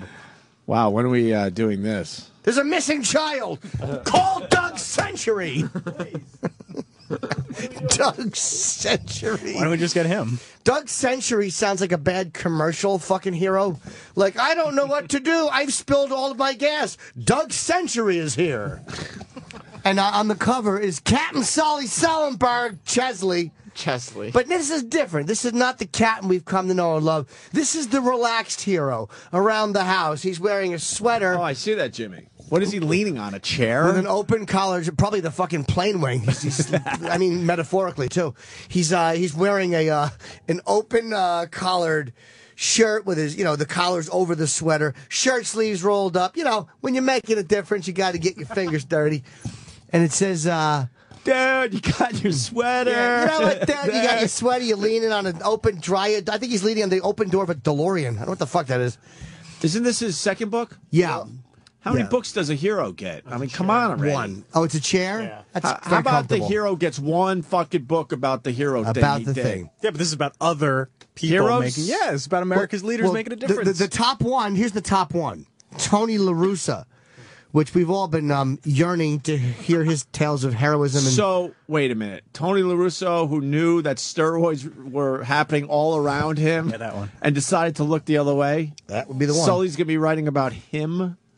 Well, not just Sully. Great manager, but, I mean, come on. He knew that those fucking guys were injecting each other with the roids. Not just Sully. Doug Century. Oh, Doug Century, right. I'm sorry. Doug Century here. Which means Sully doesn't know how to write a book. Well, that's what that means. Sully knows that you don't do Jim things Norton, on did you your have own. a with when you wrote your books? No, sir. That's right, because Jim Norton is a true author. That's right. Jim Norton with gender-bending prostitutes, it should have been called. However, if I had the option, you know who I would have called? Who? Doug Century. Damn. He sounds important. He sure does. Who else is going to be in this horseshit book? Oh, we didn't speak to him yet? No, not yet, but we will. Oh, no, we want to. Who's Doug Century? What's he, 100 years old? Oh, shit, I should save that for the call. Robert Reich? Is that how you pronounce it? No, it's wrong. Who the hell is Robert That's fine, He's yeah. on the cover, so he must be important. Some He's not. Huh? Political economist. He's an economist? He's an American political economist professor. Chip, I'm trying to talk. Stop. You hear how He served awful this for guy some is? presidents. Who cares? Who would want to read about Robert Reich? You think some book company erroneously made a multi-book deal with Captain Sullenberger? Oh, yeah, and they realized this guy's a dud. Yeah. What's number 2 book? It's going to be called Making a Difference. And then when they realized he covered everything in the first book.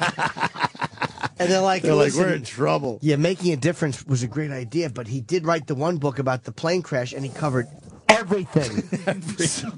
So we're not sure. Is he? Well, no. Hey, listen. Maybe for the second book, Making a Difference, he can talk about the after effect of saving those people. His life after the big day. Yes, and the people he saved, what they went on to do, and then somebody else in the meeting said, "No, you don't understand." Because he wrote an epilogue to the first book. Basically, we've covered everything. There's nothing left to see here. He's a dullard. But he might know some people. He just happened to be in the right place at the right Yes. time, but he is a dullard. It's over 300 pages. Oh, Christ. Is it really? Yeah. But there's a lot of what pictures. the Christ. A lot of pictures, double spacing. A large font. Very big font. Borders are in. Yeah, I would hope so. About 1-inch borders. Well, that's Yeah. when he's getting quotes. Yeah. You got to move that Yeah. shit in when it's a quote. Call this book "Welcome to Font City." Who else is going to be in this book? No one I know. Gene Well, Kranz. who the hell's Gene- He's All right, a Gene NASA. Kranz, yeah. You know who he is? No. I do not. He's a NASA flight director during the historic Gemini and Apollo programs. Wow. Oh, you know what? All right, let me guess. Did Ed Harris play him in Apollo 13? It's a great question. No. Yes. Maybe. Let's see. Travis is fucking Googling right now. Ed Harris played. In Apollo 13. I'd like an answer, please. Oh, you're going to get one. I'd like an honest answer. Because obviously you're not the man He for played the Gene job. Kranz. Okay. Yes, he did. So Gene Kranz is that's an impressive historic then. figure. All right. However, I didn't pull that out. I was inspired by Doug Century. That's right. You need something ghost written? Doug Century here. What's the matter? Fat kid have a scratch on his face? Go to the hospital. Doug Century here. Dr. Doug. This music should just follow him around. I would insist if my name was Doug Century that this music followed me around wherever I went. Well, this is probably Sully's walk-in music. Is it? Oh my God, that's Doug Century. Doug Century. Douglas Century. What else has he written? What an awful beard. For other people. Barney Ross. Who the fuck was Barney Ross? The life of a Jewish fighter. A Jewish fighter. Barney Ross. He used to fuck Betsy in the ass. Oof. You think the Jewish fighter got hit in the nose a lot? I'm a fucking hack. Who else did he write about? Street Kingdom, 5 years inside the Franklin Avenue posse. Click on Books. Is that like What's that? What's the Franklin Avenue posse? Is that like the Mean Street posse? I don't know. Just look at. Hold on. Wait, hold on. All right, Sam. Let's talk. Who was the Franklin Avenue posse? I guess they're a gang. I'm going to guess that they were. Did they hang out on Franklin Street? I'm guessing that they did. Sam is shit. It was described by Publishers Weekly as a healthy mixture of reportage and memoir. A healthy you never want a healthy mixture unless it's pussy and tits. Sully hangs out with a bunch of bores. Holy a bunch shit. of intellectual bores. Gene Kranz did have an interesting job, but I could talk to him for 30 seconds. Doug Century helped write Ice's book. Oh, wait.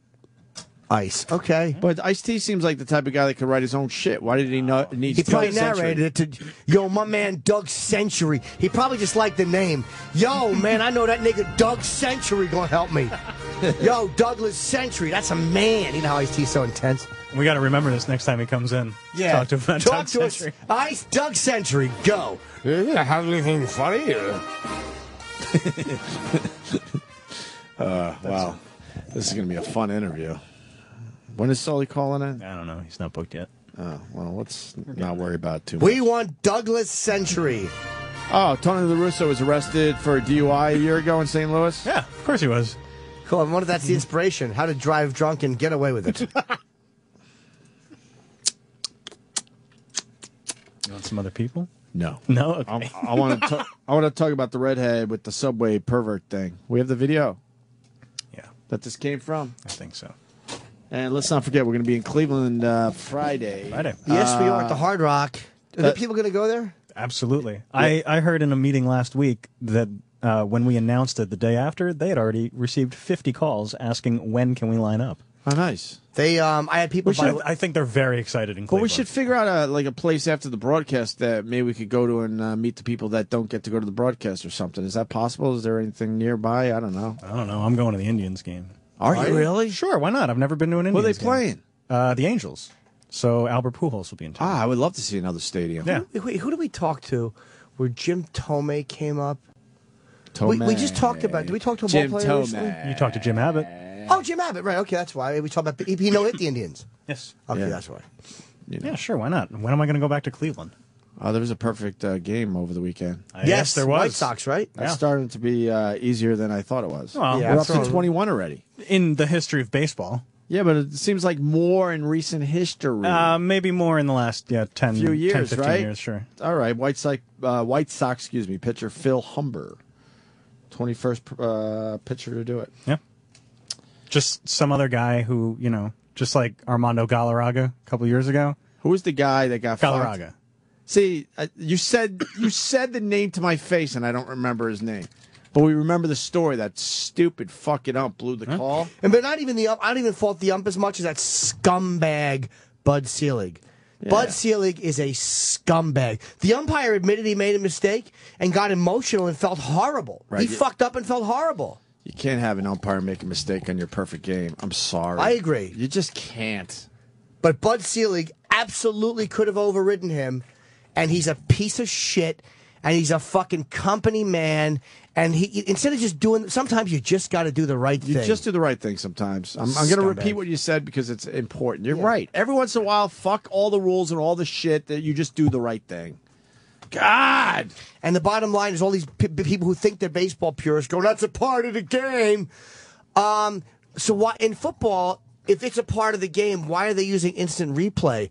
and all these other fucking things that they've done in professional sports to cut down on the human error factor. When it's something so important like a perfect game, you go to the instant replay. You just do. And do the right thing. It's not supposed to be part of the game. What's supposed to be is the right and wrong calls are supposed to be made. Right, no matter how they're made. Call balls and strikes being called, that's a part of the game because that's a discretion call. Every umpire has a different strike zone. That's a part of the game. Well, that's terrible. Every player has a different strike zone. They should all be taught that it should be the same strike zone. But if you get somewhere before the fucking ball is 100% of the time, you are safe. If you arrive on the base 100% of the time before the ball does, you're safe. If you hit the ball into the outfield 100% of the time when the outfielder catches it, if it's on a fly, you are out. There's no room for interpretation there. So fucking an umpire not doing his job is not part of the game. You know, if I ran baseball, I would make the strike zone 4 inches by 4 inches. That would be really 4 inch by 4 inch square. That's it. That'd be tough. Hit that. There'd be a lot of walks. That's okay. All right, you'd have longer That's okay. games. That's okay. I'm not going anywhere. 4 inches by 4 inches. It sounds like my cock. That's not good. Fuck you. Should we go Subway Girl, or should we go home? Well, have you talked about Cleveland? We talked about Cleveland. So Friday, it was briefly mentioned that we'll be there. Friday, Sam's going to start the festivities at 3, getting everyone warmed up, and then we'll be there from 4 to 7, and it's going to be a really good time. And then Jimmy's doing a special Saturday night. We're all looking forward to it. What else can we say? We could talk about cherry darts, which we are going to do. Darts. And we're going to have a $1,000, right? A meet and greet with Erock Scar. What's the $1,000 for? Well, we're going to have 3 prizes for cherry darts. We're going to have first, second, and third place. Okay. We have $1,000 for first place, $500 for second place, and a $250 Steven Singer gift card for third place. I didn't realize that. Yes. That's nice. And I'm going to be smelling some girls' armpits to see if they're on their But periods. you have to not wear deodorant, and you can't be a big fatso.